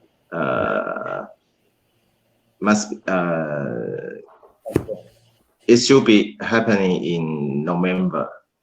Okay. It's a Taiwan Ardbeg Day. Oh, Taiwan Ardbeg Day. In Taiwan. Yeah, in Taiwan. Yeah. That's okay. Yeah. I would just say, it's even, all the remote parts of Scotland, it's very important that we try and keep those places completely free of COVID, because there just isn't the medical infrastructure. If people start getting ill on Islay, there just won't be enough emergency helicopter capacity. It will be very bad. Yeah. 艾雷岛就是没有办法。This photo here is a pretty interesting photo of the Ardbeg distillery team back in the day. Okay. Check out the beards on all those guys. Oh yeah， 大胡子，就是说这些大胡子，1887年的这个蒸馏团队，哇，大胡子都是大胡子。Also, look at the barrels in front of them. Yeah. Look at the size of those little barrels. Yeah. 那个他们的橡木桶感觉好像也不是传统的那个波本桶，对啊，就是看起来是小桶。Maybe they look like 30-gallon barrels or like pretty small, right? Yeah. I mean, look at this dog here. It's a tiny little dog in the front, and the barrels are just bigger than him. Oh yeah. If you want to see how bad the distillery looked in the close down, this is what it looked like when we bought it. 哇，1981年、1989年那时候，就是酒厂就是一个。I know one of the questions was about when one of the questions I saw was about when Ardbeg restarted, and was there any distilling in 1989? There was actually, we think, a small amount of distilling in 89, very small amount. Yeah. So, Somebody asked about the it says in 1853 Ardbeg is co-run by Colin Hay and the McDougall sisters. Yeah. Florida, who may rightfully be Scotland's first female distillers. Do you have some more stories about them? Sadly not. I don't know if Murphy does. I think one of the sad things about this, and the same at Glenmorangie, actually, is that same sort of dates. Ironically, Glenmorangie was founded supposedly in 1843, but by 1860 something, William Matheson, who was our founder at Glenmorangie, dies. And from 1860 something or other until she dies, Mrs. Matheson, Anne Matheson, actually owned the distillery, and she ran it with her son from the 1860s until 1887. So again, at the same time, in the 1860s, 1870s, Ardbeg and Glenmorangie were both run by women. Oh, wow. Kind of interesting. 同一个时代，186到187几年，都是那个阿贝跟格兰杰都是有女主人，对不对？都是由女性主导的，因为主要是格兰杰1843年是威廉·麦森先生建立的，可是他在60年代的时候走，老婆跟女儿在帮忙，所以也就是阶段性的来说，在50、60年代，在格兰杰跟阿贝来说的话，都是女性当家负责酿酒，所以最早的女蒸馏师非常特别。这样的话，阿贝还是算比格兰杰早。那至于其他的不存在这个内容就不知道了。对。You know, so you know what? I want to do also a time check. David, you have to go at 9, correct? Or our 9 o'clock, or your 8 o'clock? I mean, I can go until my kids get up and start screaming for breakfast. So we did have a list of questions. I kind of want to go over these questions that 那个吴会长 had. 那个其中一个问题是那个酒厂新蒸馏器是什么时候可以 online 生产？那我们刚才有回答这个问题，对，就是对。那另外第二个问题就是酒厂 warehouse 最老的酒桶是 vintage cask type 是什么？为做什么处置？那个so the question was the oldest casks in the warehouse are the vintage casks. What type of casks are they, and what will be done with them? So they are a combination of both American oak and sherry casks. I can tell you that much. And a good number of those casks have actually been bottled, or at least the liquid has been taken out of oak and put into glass, with no plans particularly yet for what we're going to do with it. But the reason that we've taken the whiskey out of oak is that it's so old now that it was getting very close to 40% alcohol. Mm-hmm. And if it goes below 40% alcohol, it's not legally Scotch whiskey. So big problem. So yeah. How old? What's the exact age statement on those things? Not sure. Is it like, anyway. like 30 or 40 or 50 years or something? It's gonna be. I know. Well, it depends on when we took it out of oak. Some of it's been out of oak for quite a long time. I've got some samples from Bill that have been out of oak for maybe 10 years. Oh wow! 10年就已经出桶了。对，然后就是那些桶，这些 vintage 那些桶，全都是他说大部分都是美国橡木跟雪莉桶。那他们因为都已经都那个酒液都接近要低于40%了，所以他们就对40%，然后他们就要都已经不得不装到玻璃瓶装瓶，然后有些都是10几年前就已经拿出来了，所以已经没有一直在陈年了。对，那我刚刚问他。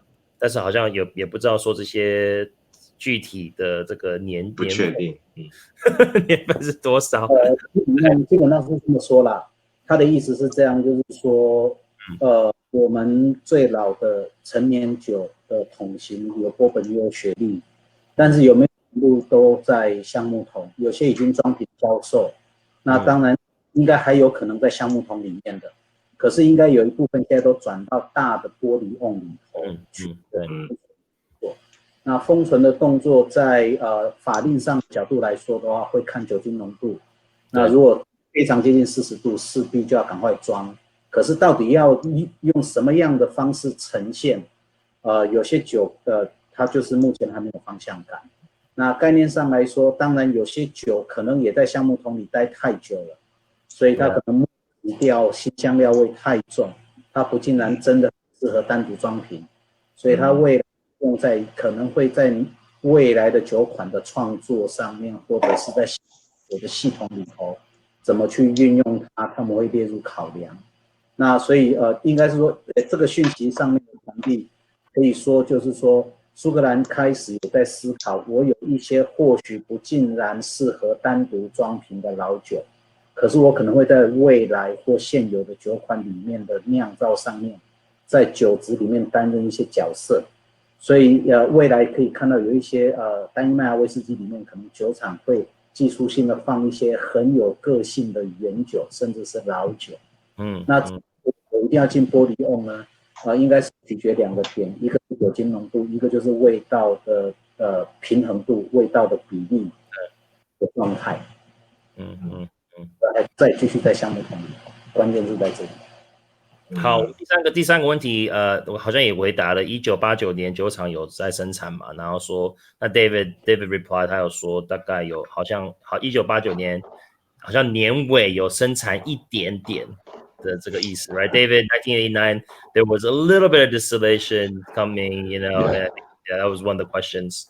Yes, there appears to have been a small amount of distillation in '89, and then 1990, of course, was quite a big year. Of distillation, but most of that was, of course, for blending. And then the years after that, 91 through 96, there was probably in any one given year, maybe 1 or 2 months distillation happening. Yeah, not much. Yeah. 所以之后189、190到1996 you said to 1996?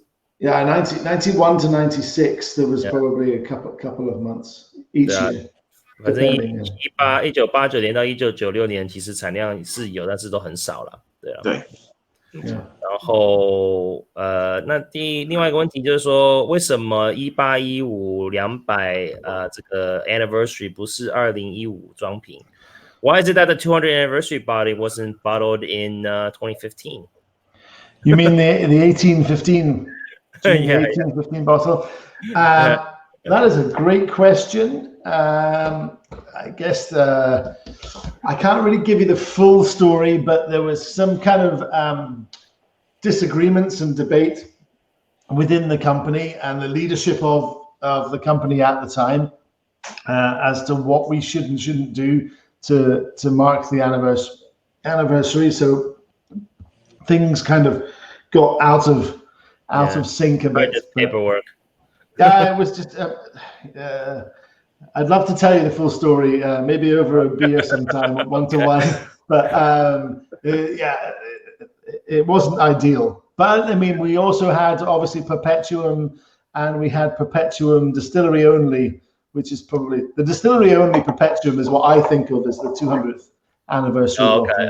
Okay. Gotcha. Personally, that's why I was a little confused about the question. But the 1815 bottling, yeah, that's yeah. It was a story, 就是有故事，但是好像不方便说。Sorry. What's the story behind Perpetuum? Richard Collins says, what's the story behind Perpetuum? Seems to cause very divisive opinions compared to other Ardbeg releases. Okay. Yeah, I think part of it was to try and, for that 200th anniversary, was to remind people, particularly people who had got used to the idea of Ardbeg being all about supernova, smoke, that actually, Ardbeg is very smoky. But back in the day, if we look at the 70s era Ardbegs and back before that, Ardbeg was soft as well. It was smoky and soft. It was a dichotomy. It was very smoky, but it had this elegance again. Yeah. So Perpetuum was an attempt to create this kind of older style of more elegant Ardbeg. And yes, it rightly pissed off some of the people who had come to Ardbeg just wanting a blast of smoke. Peat monster. The peat monster, and this one wasn't quite that peat monster. So that disappointed some people. But one of the things that I think hopefully is probably the success of Ardbeg and why people love us so much is that we don't just take a consumer survey and say, what does everybody want? Let's give them what they want. We do what we want, and hopefully you like that.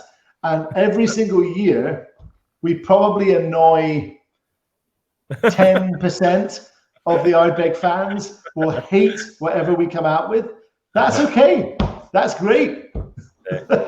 阿贝他意思就是说阿贝其实是有个性的，因为刚刚有朋友问说 perpetuum 好像就是就是蛮多人会反对这个酒是阿贝出的等等的，那他就说阿贝其实是有个性的，然后阿贝不会是一定要服从大众的喜欢什么，他们会出他们想要出什么，那希望你喜欢他们出的什么，但是kids 那也有可能就是他们也有可能他们出的酒也不是你喜欢的，但是也没办法，那就是他们这就是他们的个性，他们的这个对yeah that's right yeah and let me see here. So what's gone wrong with cask number 2393? So this is a weird one. I don't know that cask at all. Yeah. What is that cask? 2393 what's 那2393那个橡木桶是什么？ Tell me a bit more about this cask. Is this a bottled cask or is this a cask at the warehouse? 那个吴会长他就突然消失了，那到底是发生什么事情这样？ He says apparently it just disappeared and then nobody knows what happened to it, I guess, or some kind of secret thing. Do we? Never heard of that's the first time I've heard that story, but yeah. I'm gonna find out more. It's a conspiracy. What cask number was it? 2393. 2393. Cask disappeared. Yeah. Why? Who told you that?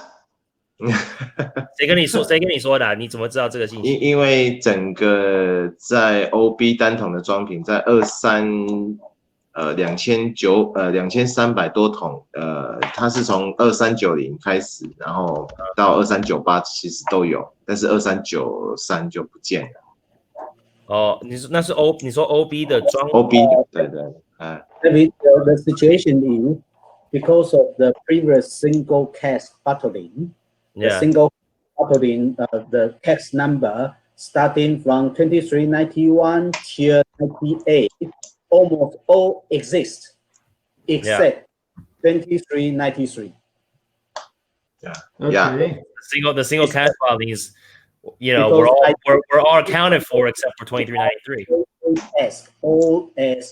All bottled as single cask, but the 2393 not in it wasn't bottled apparently this 2393 cask, because there was an order, it was 2391, 92, 93, blah blah, but the 2093 wasn't bottled apparently, so maybe it was a bad cask.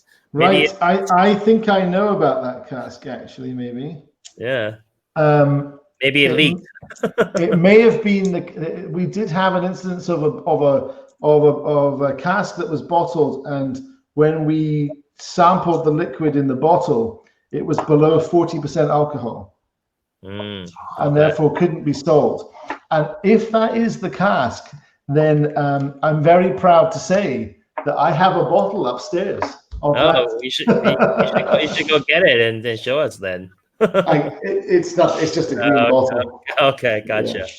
他说他就低于40%，对，所以有可能。I'll have to check and see the details of that, because I do have a bottle of an Ardbeg that was never finished, that was never bottled, or never sold, should I say? Oh, okay. Well, if it's 2393, then we know that. Yeah, WHISKY. Yeah. So question number 6.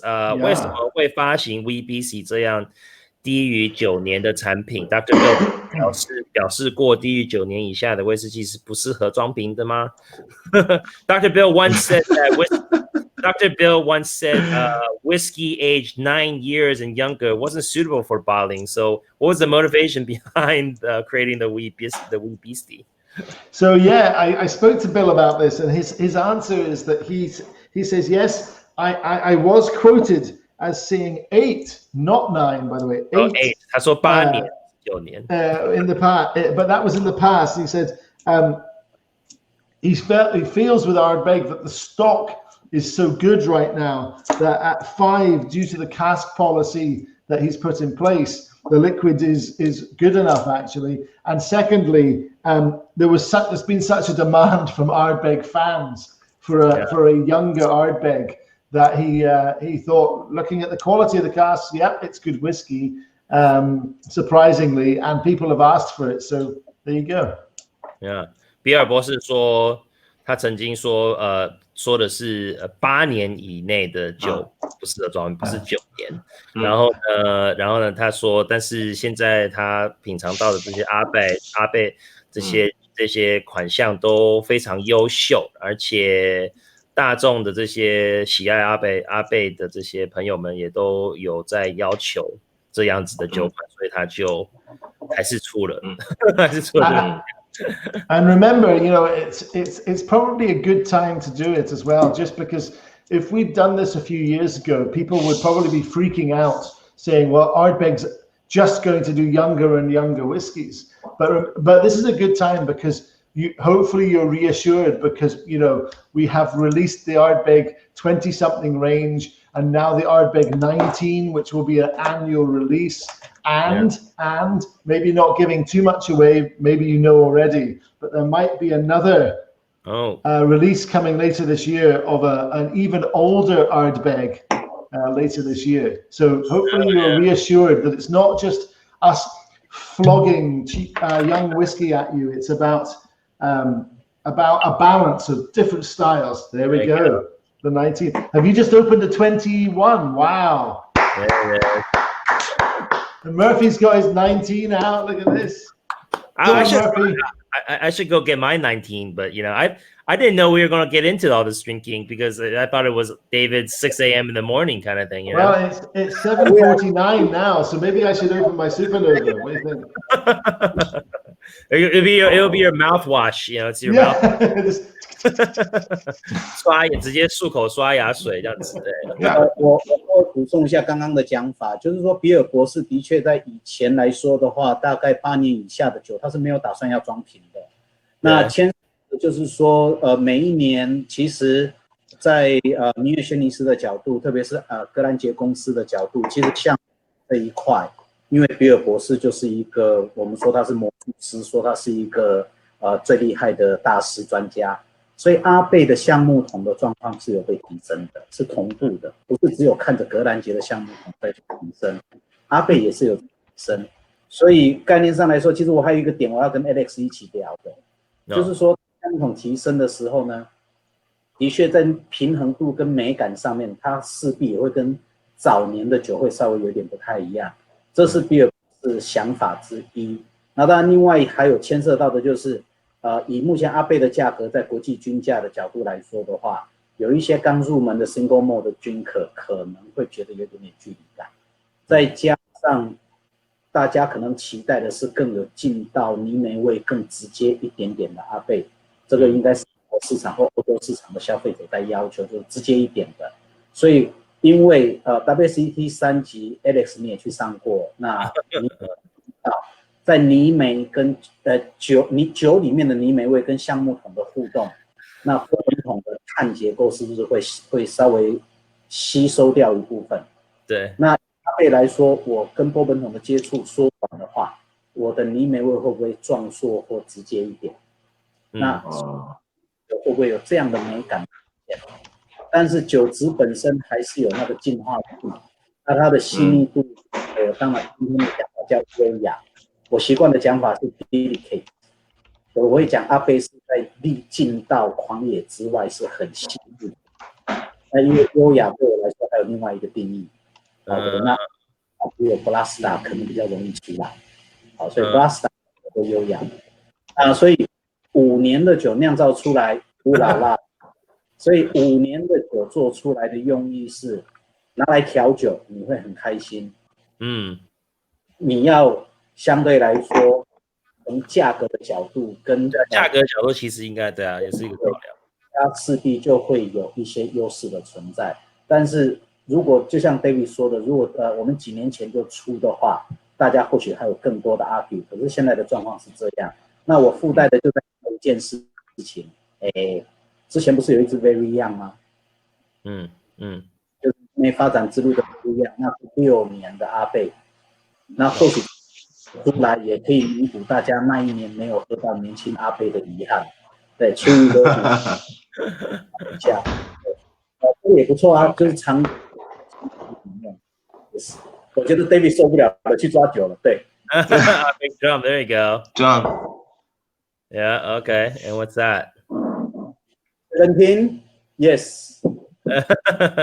Oh, 13. Oh, wow. That looks cool. That's a cool little bottle there. Little 小样，17年小样。有朋友问说 ，Felix 问说，阿贝10里面最年轻的酒是10年，还是最老的是10年？那应该就是说最年轻的酒是10年，最年轻。对。然后那继续这个我们这个阿贝会长还有一些其他问题。他说是否会挑战泥煤 ppm 更高的浓度？会是多少 ppm 的 ？Might there be any releases that's higher in peating levels? If so, what ppm levels? Okay, great question. So I would love to show, this is a subject I get very passionate about. And I have to be a little careful here. Or maybe I don't, depending on my mood. Let's just say we're very happy with our supernovas. Oh, wow. 23. There we go. Cheers. Cheers to 23. And what's the other one? What's the other one? 21. 过去一点. Oh, 21. Okay. 22. So, you're just missing 22.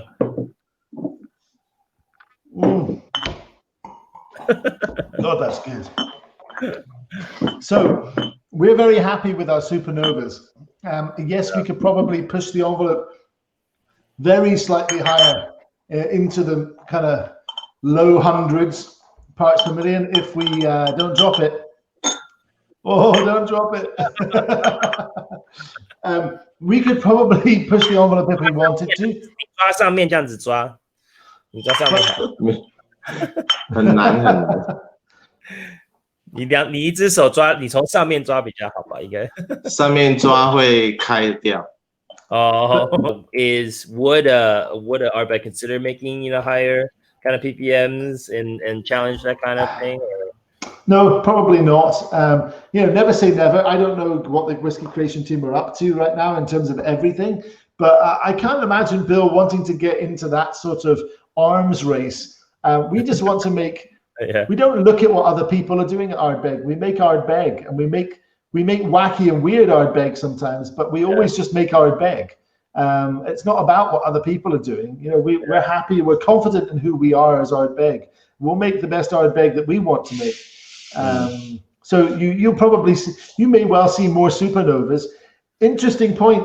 It's been a while since we even talked about the phenolic content overtly on supernovas, because we don't want to get into that kind of arms race. We want to make really good Ardbeg, and if we want to make one that's really aggressively smoky in some respect, we'll do it. But be very careful about the quotation of phenols for many, many reasons. I think that the final, I know you need to translate this, so I better shut up in a minute, but the final thing I'd say is the quotation of phenols in barley was never meant to be something that was a consumer fronted thing. It was simply a measurement, a crude measurement that allowed distillery managers to get a handle on roughly how smoky the barley was that was coming to their distillery, so they had a rough idea of what it would do to their whiskey one day. It's kind of meaningless when it comes to the final whiskey. For example, 55 to 65 parts per million in the barley for Ardbeg. We talk about that. But by the time you have run that barley from Port Ellen down to Ardbeg, milled it, mashed it, fermented it, distilled it, you're losing so much. You were getting down to 28 parts per million in the new spirit. Probably. Then you put that in a cask and age it. Guess what? this 23-year-old tastes much less smoky than wee beastie. Yeah. But it was all Maturation, started. It all started at 55 to 65 parts per million in the barley. So what? So what? Yeah. 所以那个会长的问题就是说，那个阿贝会不会去挑战更多泥煤度更高的那个阿贝？然后好像David 其实有点小激动，对，然后他就觉得说他的意思是说应该是不会了，但是也有可能未来不知道怎么样，但是他们现在没有说想要跟其他的酒厂比说有没有那个 ppm 啊什么什么的，但是他另外重点就是说，其实我们在制酒的这个部分，从你在那个发卖场那边那个客制的那个泥煤的这个 ppm 的这个 level， 其实经过就是疏运啊、蒸馏啊、陈年啊、发酵啊，其实或是何况是你像取酒精，有没有？这个都是会影响你最终酒液里面的这个泥煤的 level， 对不对？所以其实他就是意思就是说，其实发卖场他们因为阿贝他是50到60几这样子的 ppm level， 对。他说55到60，对，那其实这个不代表说，就算是他们55到60、55，不代表说他最终一个酒厂，就算是他拿55呈现出来的酒就是那样子。那很多其他的因素会让酒变不一样，或是泥煤更重，或是什么的，所以也是。对，借这个机会让大家了解说，其实那个定制的那个 malt 虽然它的 ppm 标示的是多少，但是最终的产品并不代表，对，而且因为最近我不知道大家认不认识一个也算是威士忌的学者，这个艾月老师，他最近就是我跟他合作办一些泥煤的课程，跟分析，他去研究了就是像20、30、50个不同的论文去研究泥煤这方面的，然后我也听了他这个课程，因为我是跟他合办，也听了3次的。那所以他们去测这个泥煤的时候，他们是用一种比色法。对，那你比色法其实也不是说100%的准确，它只是给你一个大概的一个范围而已。那他说何况是说像他们曾经有拿过一些100或是200的，他们据说是100、200的 ppm 的这些泥煤的这个大麦，然后去用比色法去测出来，其实就只有50、60、70这样子而已，对不对？那有另外一种像说泥煤的这个测试的方法，叫 HPLC， 那个会是比较准，但是大部分像 Port Ellen 他们不会用那么的准确的东西，它就是只给你一个大概而已。You know, David, you know, it's kind of funny because you're talking about, you know, ppms and stuff like that, and I was just kind of stressing to everybody listening that, you know, ppm is not indicative of everything that a whiskey is supposed to be, right? And you know, and it's such a coincidence because, you know, I've recently been organizing a class with another whiskey scholar or educator who did he went to the Harriet Watt and he did a master's there in distilling, and did a thesis on, you know, peat. And after he analyzed, I think it was like 30 or 40 or 50, you know, research papers on all this, you know, he wanted to figure out how is his peating levels being measured, and colorimetry, I think it's the colorimetry, and it's not always accurate, you know, and even on with malt with like maybe 100 or 200 ppms under the colorimetry measurement, you know, sometimes is completely off.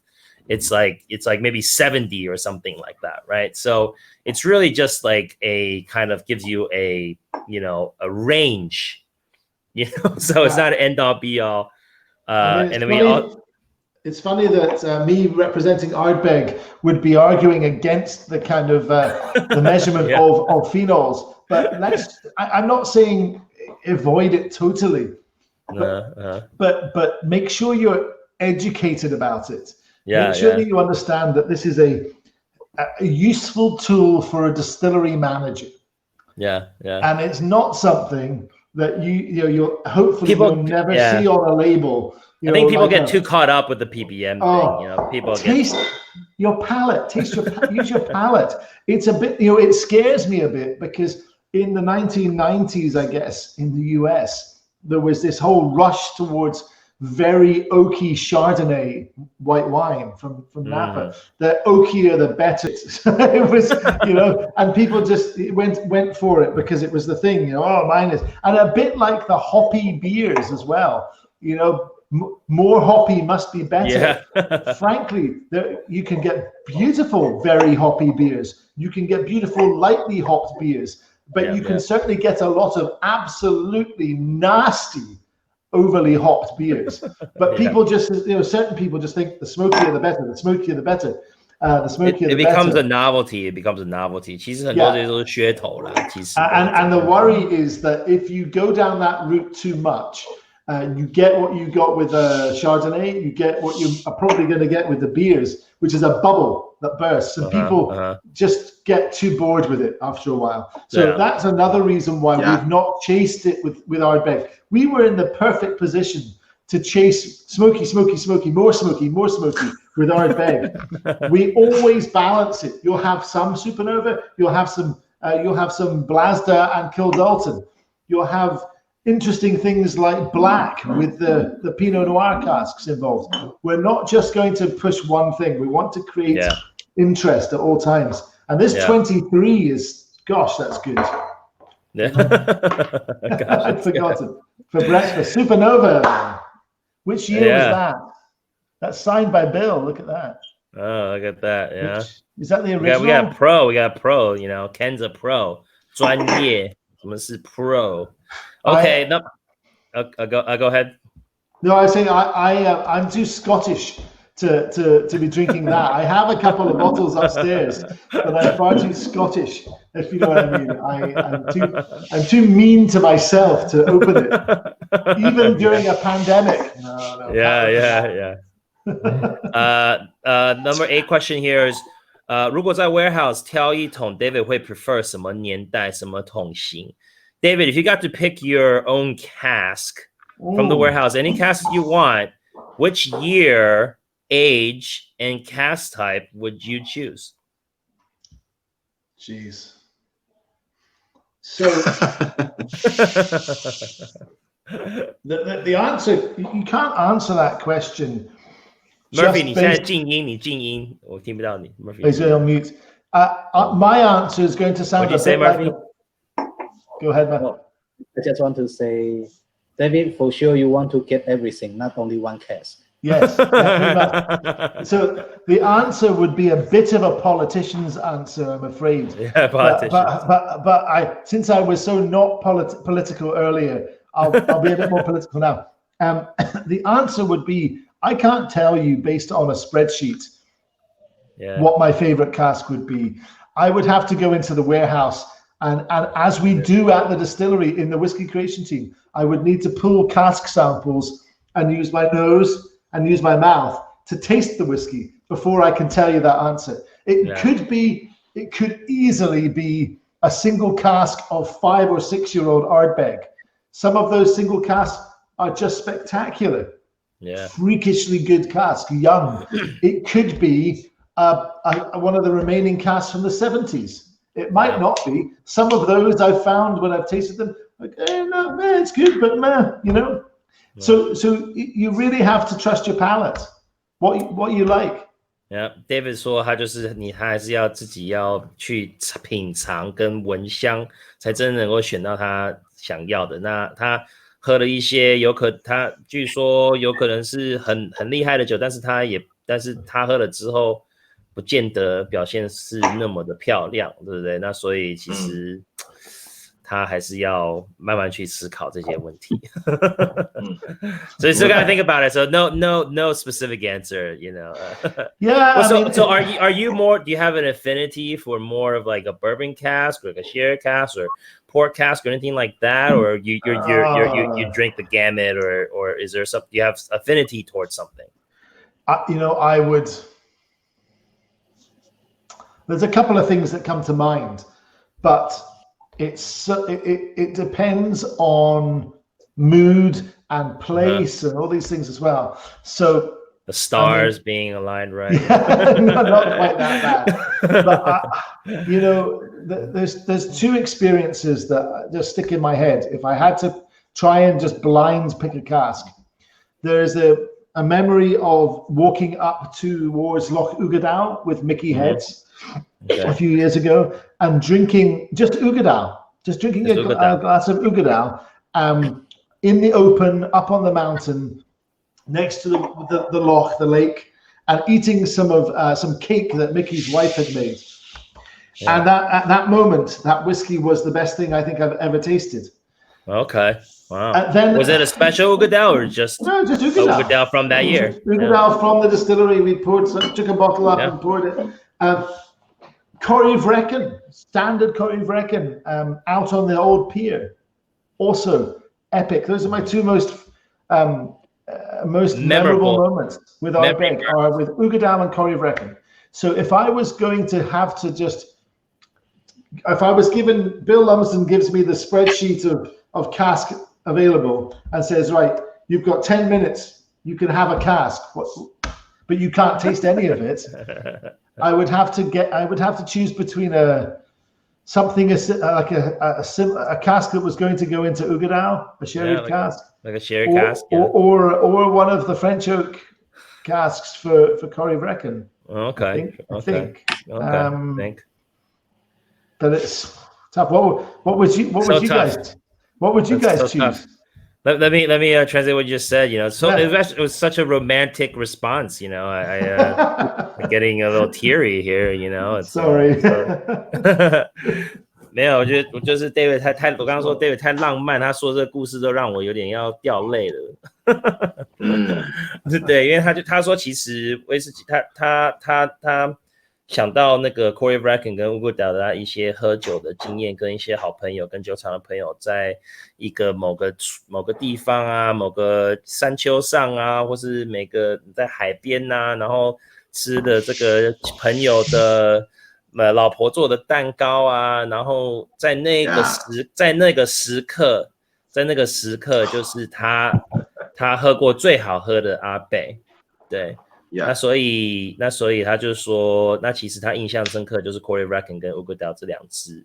那他说，如果勉强一定要强迫他回答的话，那当然就是他或许就会选一个这个会就是进入 Ugadal 跟这个 Corrie Vrecken 的这个两款酒里面的其中的这两个橡木桶，雪莉或者是法国橡木的。对 French Oak 的这两款，对 very poetic, very such a poetic response, man, 对啊，就好像诗人的回答，有没有？诗人的回答 was a poetic response. 以目前的 OB 来说 ，David 最喜欢的是哪一瓶呢？是基于什么原因 ？Yeah, well, I guess you kind of the next one was which OB bottling of Ardbeg is your absolute favorite and why? And I think you just answered that question. Almost certainly Corrie, just regular Corrie Vrecken. Just Corrie Vrecken. 他最喜欢的就是 Corrie Vrecken. 那其实就是连接到一些就是跟朋友的在一起的生活的记忆。对，真的就是If I had to choose if I had to choose a bottling that was rarer than that, the current 19-year-old Trevan, I think, is wonderful. Yeah, it is true. Yeah, 19-year-old is very good. 19年 because for me, the 19 does this almost impossible task. The front of the palate of the 19 is almost supernova. It's all modern Ardbeg. It's effervescent. It's lively. It kind of comes at you like this. And then the back end of the 19 is almost like the 23 or something, it's soft, old-fashioned Ardbeg. So the 19, you get both in one glass, which is a miracle. I love it. It's brilliant stuff. Love that stuff. What's Ken 我 gonna 们 bring 昨 in 天 right 才 now? 带这一瓶到山上去。It's the big mama. The big mama. Hey, you're lucky that I'm down here and not upstairs because I should. Yeah. I've got a couple. I've got I actually have a bottle that big of Ardbeg Day. Oh, okay. Yeah. This is like the Texas style. This is the Texas size. Well, these were bottles that we did for Ardbeg Day each year, and funny enough, they might be Texas size, but bottles this big are illegal for sale in America. What the hell? 还开瓶的哦。Illegal. Wow, you can actually pour. Yeah, David, you 我 mentioned 昨天才把它 illegal. 他说这种酒款，这么大的瓶子，在一些国家，像美国，其实是没有办法贩售的，是不合法规的款项。我昨天才把它带到1500公尺的山上面去开的。Oh, he apparently he went up in the mountains and up 1,500 kilometers up in the mountains and opened the bottle. When was this? Yesterday. Yes. Oh, cool. Yesterday, yeah. So he's a romantic like you. I guess that's just Lovely. what Cool. Ardbeg 你们都是浪漫的男人。Murphy, what were you going to say? Murphy, you were going to say something. No. I just curious about the 4.5 liter in US. Certain states not legally can sell. 4.5 liter is not legal anywhere in America. Yeah, it's not legal. Yeah, it's illegal. It's illegal. So, but it's legal to own it. It's not legal to sell it or buy it. So I'm okay. So hey, I've got a fun story for you actually about 4.5 liter bottles and things that are legal in some countries and illegal in the other.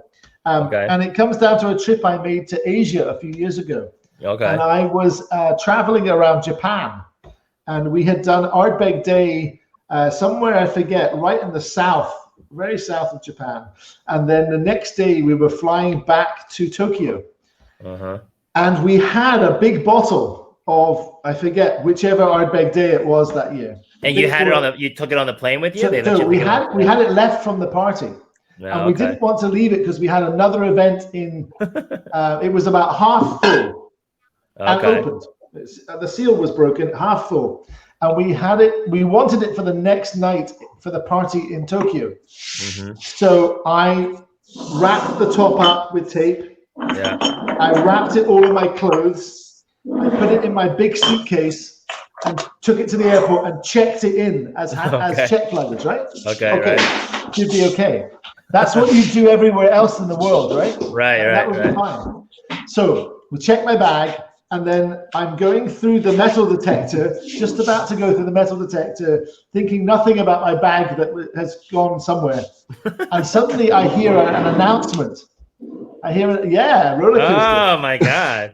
So I hear an announcement on over the tannoy in the airport, and it's all in Japanese, so I don't understand it. And then of all the words I can't understand, you said David Blackmore? I hear my name. I'm like, oh shit. Oh shit. Ardbeg wall. The police, look at that. The Japanese airport police come down and get me. And they have my bag. Yeah. And they're looking very angry. And they make me open my bag, and I pull out this big bottle, and I go this, telling off. And I think, well, I've lost this bottle. That's it. And I hand it back to the policeman and say, I'm very sorry.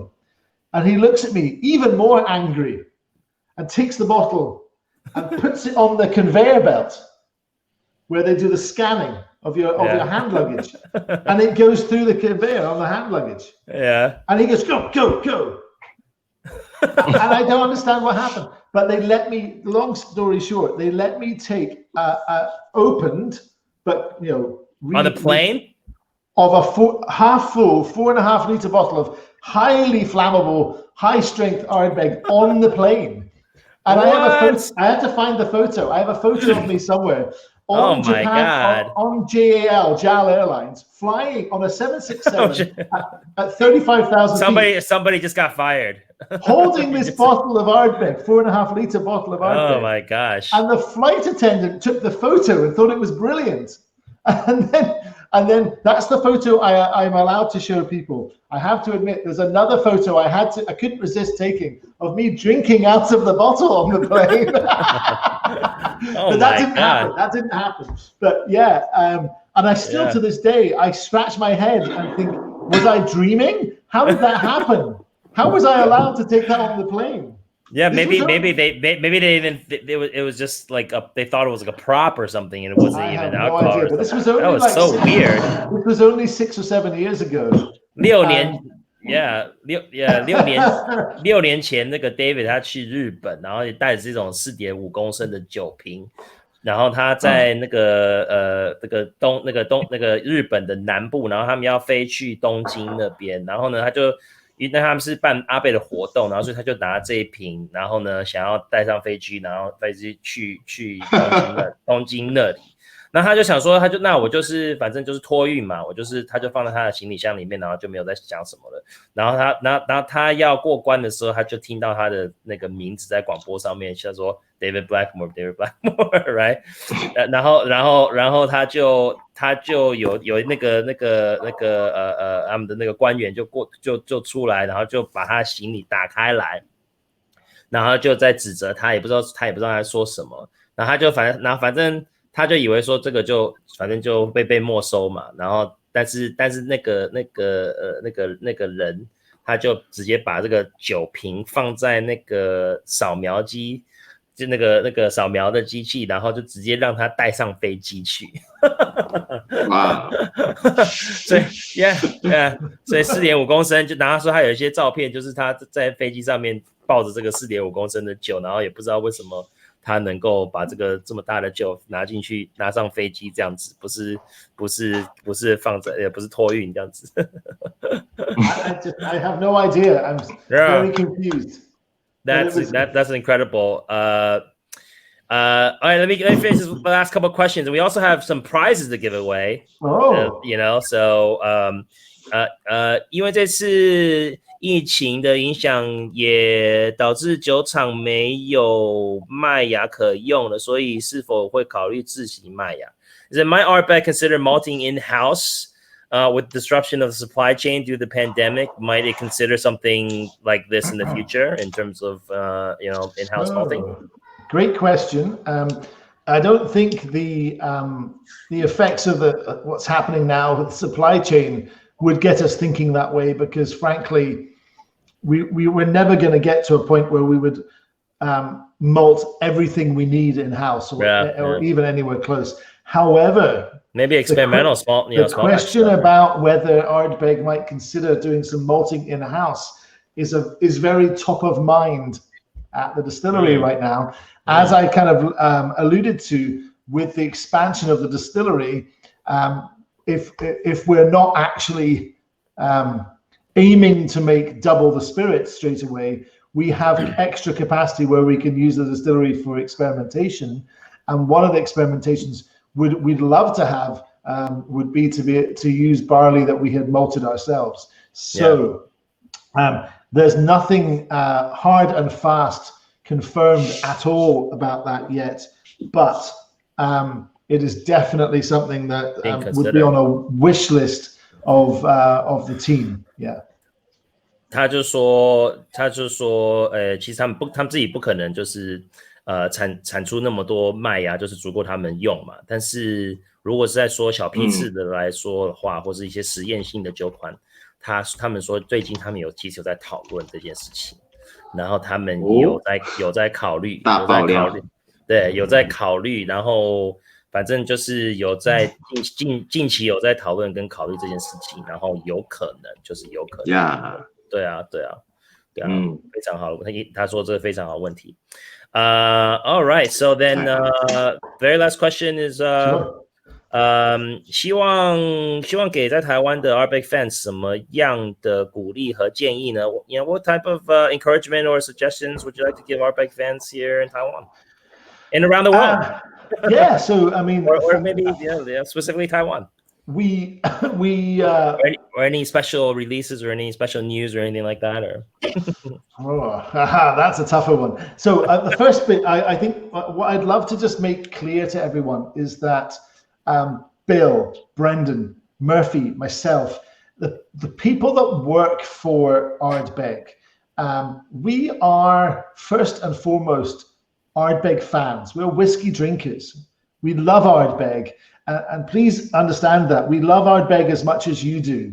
So you have us as your supporters for everything Ardbeg. We may not always do exactly what you like. There may be some things you disagree with, but please trust us that we are trying genuinely to do the absolute best by Ardbeg every single day that we wake up. This isn't just a kind of, okay, this live feed is over and then we stop thinking about it. This is not just our jobs. For most of us, and I'm sure Murphy would agree, this is our passion. We happen to get paid to do it. So please be confident in the knowledge that we are trying to do the absolute best by Ardbeg. The expansion may scare some people. The idea of, oh, the whiskey character will change. You know, everything we've done during this expansion has been to meticulously work through every part of the process to make sure we're making our Ardbeg as exactly the same way when the bigger distillery opens, and make it just as well, if not better than ever. So that would be some of what I want to say to people. In terms of what's coming, yes, obviously Wee Beastie shows you the raw young Ardbeg, which I think Isla whiskies are all so great young, but at the same time, look out later this year for a second batch, slightly different of Ardbeg 19, and also later in the year, hopefully, if we don't have too many logistical delays with COVID, but later in the year, maybe something even older than that. If you were a fan of Lord of the Isles back in the day, maybe that sort of age profile might come back. So lots of exciting stuff. A very rosy, bright future for Ardbeg Distillery. Rosy is the word. And the final thing I'd say is that this year's a big year for the distillery. And I'm not talking about the expansion. I'm talking about the fact that in October, our brilliant distillery manager, Mickey Heads, is retiring. Very well-deserved retirement.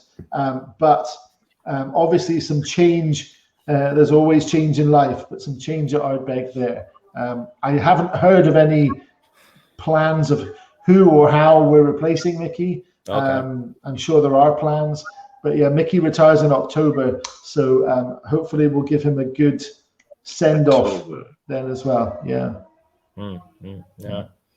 That was a lot of information, and sorry. Go translate that. Go translate that.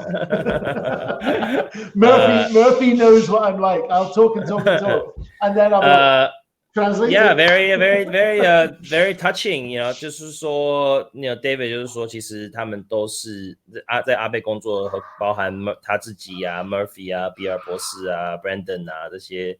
他们其实都是爱威士忌，很热爱威士忌，然后也同时热爱阿贝的人，对，那所以他们对他们来说，这不算是一个工作，这算是他们的一个热爱的东西，所以他们只是对，所以他们不是说工作就是工作，然后什么，他们其实每天都会去在想阿贝的事情，然后就会去关心，也去关心阿贝的所有的这些客人跟同好等等的。那他就说，他虽然说阿贝有时候会做一些，何况有时候同好们喜爱者不是每次都同意的，但是他们重点还是要出最好最优秀的东西给给大家，因为他们自己也爱喝，他们自己也是爱阿贝的人，他们也是阿贝的粉丝，对不对？所以大家就是基本上就是不要担心。那至于说一些像新消息，他说像酒厂啊，他说有些人或许会担心说他这个风味会改变啊，然后新的这些蒸馏器会会让阿贝变不一样啊，味道跑掉啊，但是他们真的是他们有特别去关心这些，然后大家不用担心这一点。然后另外他也有提到说现在的那个酒厂经理嘛，对不对？酒厂经理，但是酒厂经理他今年也要退休了，然后呢他好像10月还是11月要退休呢，但是他目前还不知道说是谁会接这份工作等等的，对。然后 David pretty much yeah, he Ken wants the job. He wants to take he's gonna apply for the open position, you know. Do it. Do it.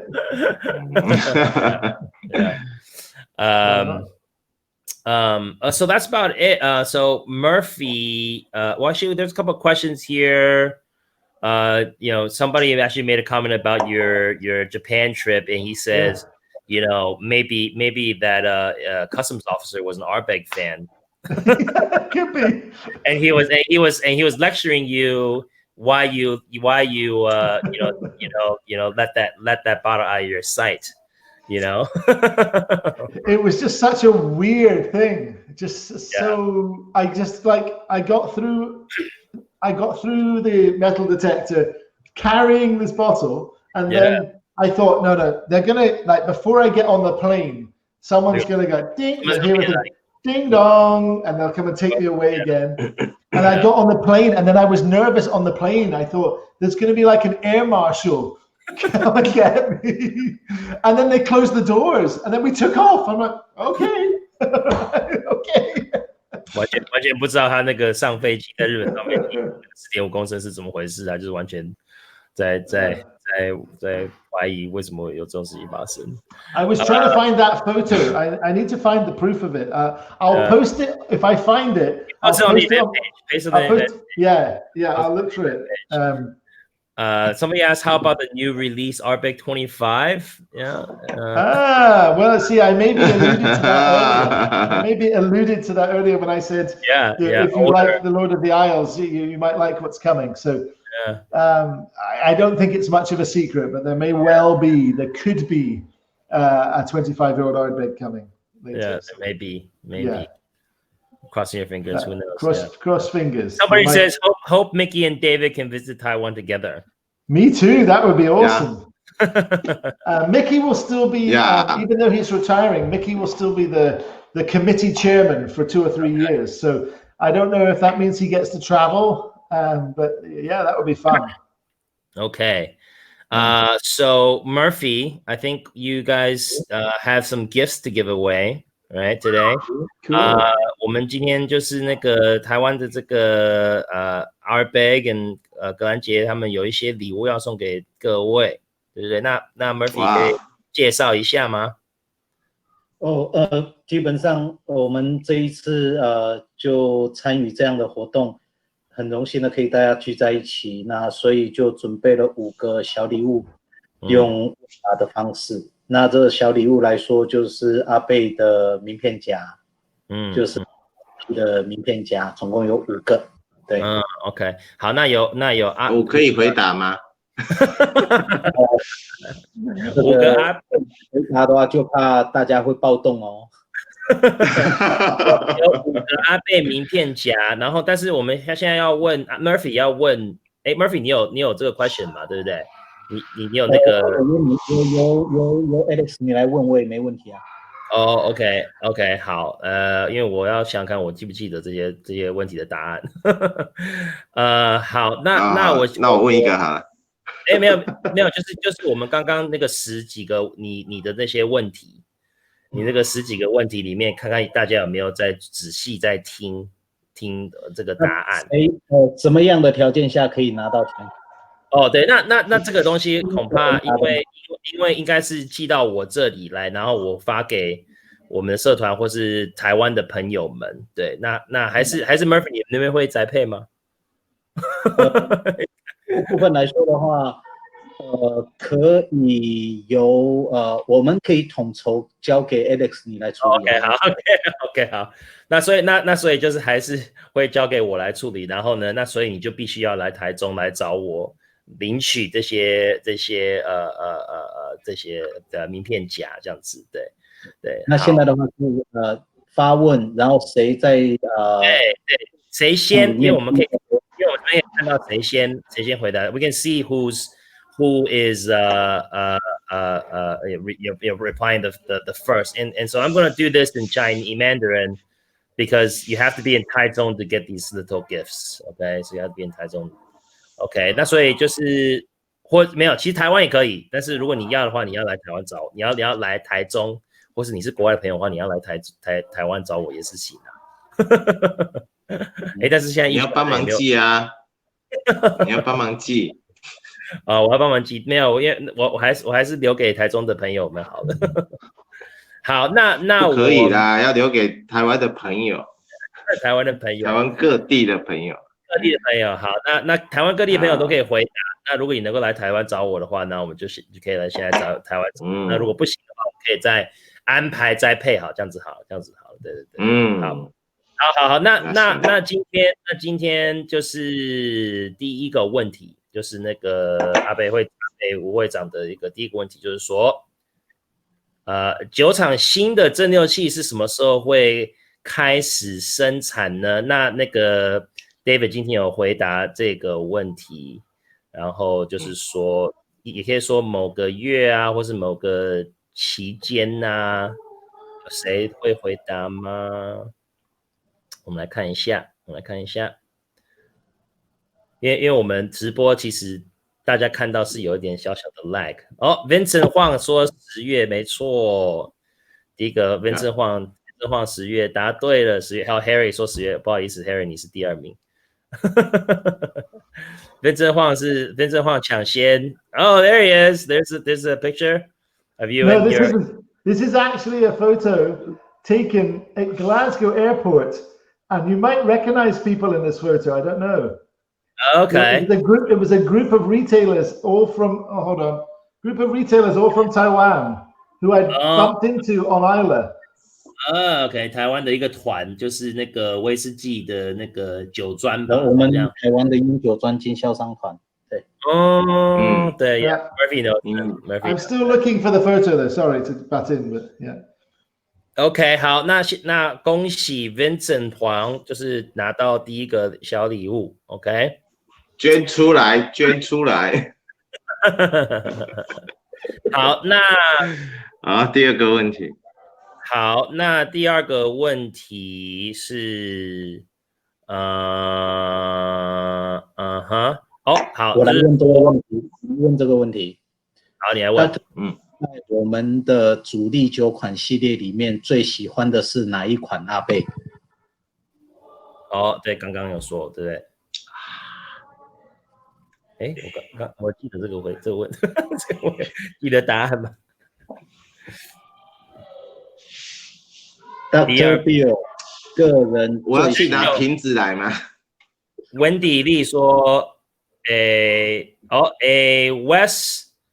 ，West Low 有说 and Noah， 然后 Letter 晃有说 and Noah，对 West， 那应该是恭喜 West， 恭喜台北的朋友，谢谢。OK， 好，恭喜 West， 我要写下来这些人的名字，要不然他去年也有去艾雷岛。OK， 好，那我要写下来。那第一名就是第一个得奖的人就是变成荒，我们的 West Low，OK， 谢谢 OK。然后那我再看一下，好。那个比尔博士曾经说过几年份以下的酒不适合装瓶。你干嘛？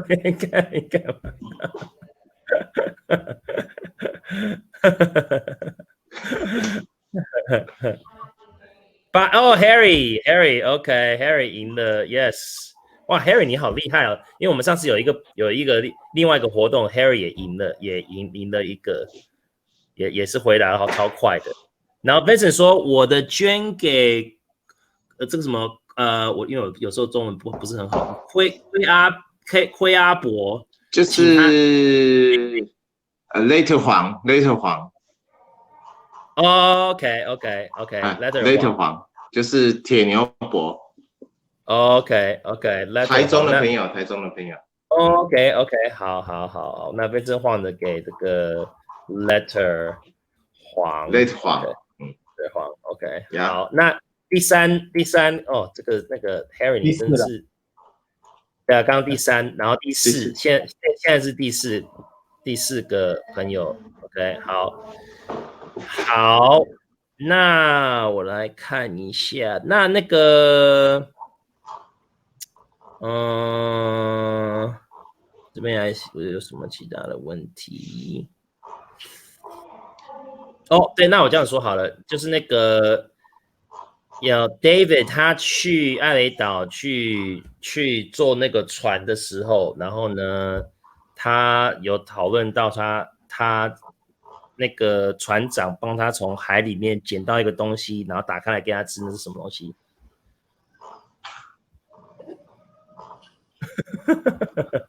？I just asked everybody what it was the food that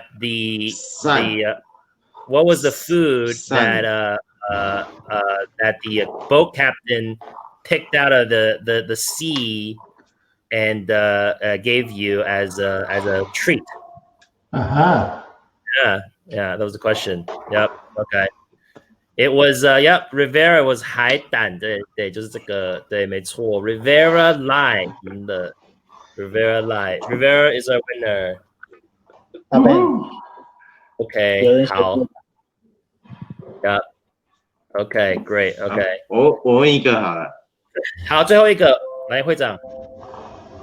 好，这一瓶会员版是委员会的几周年出的会员版，有难度的，就这一瓶，对，有难度的。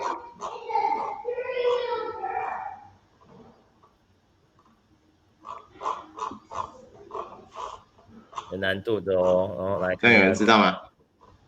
还有一个 delay， 因为我们直播跟他们看到大概有10秒钟的 delay。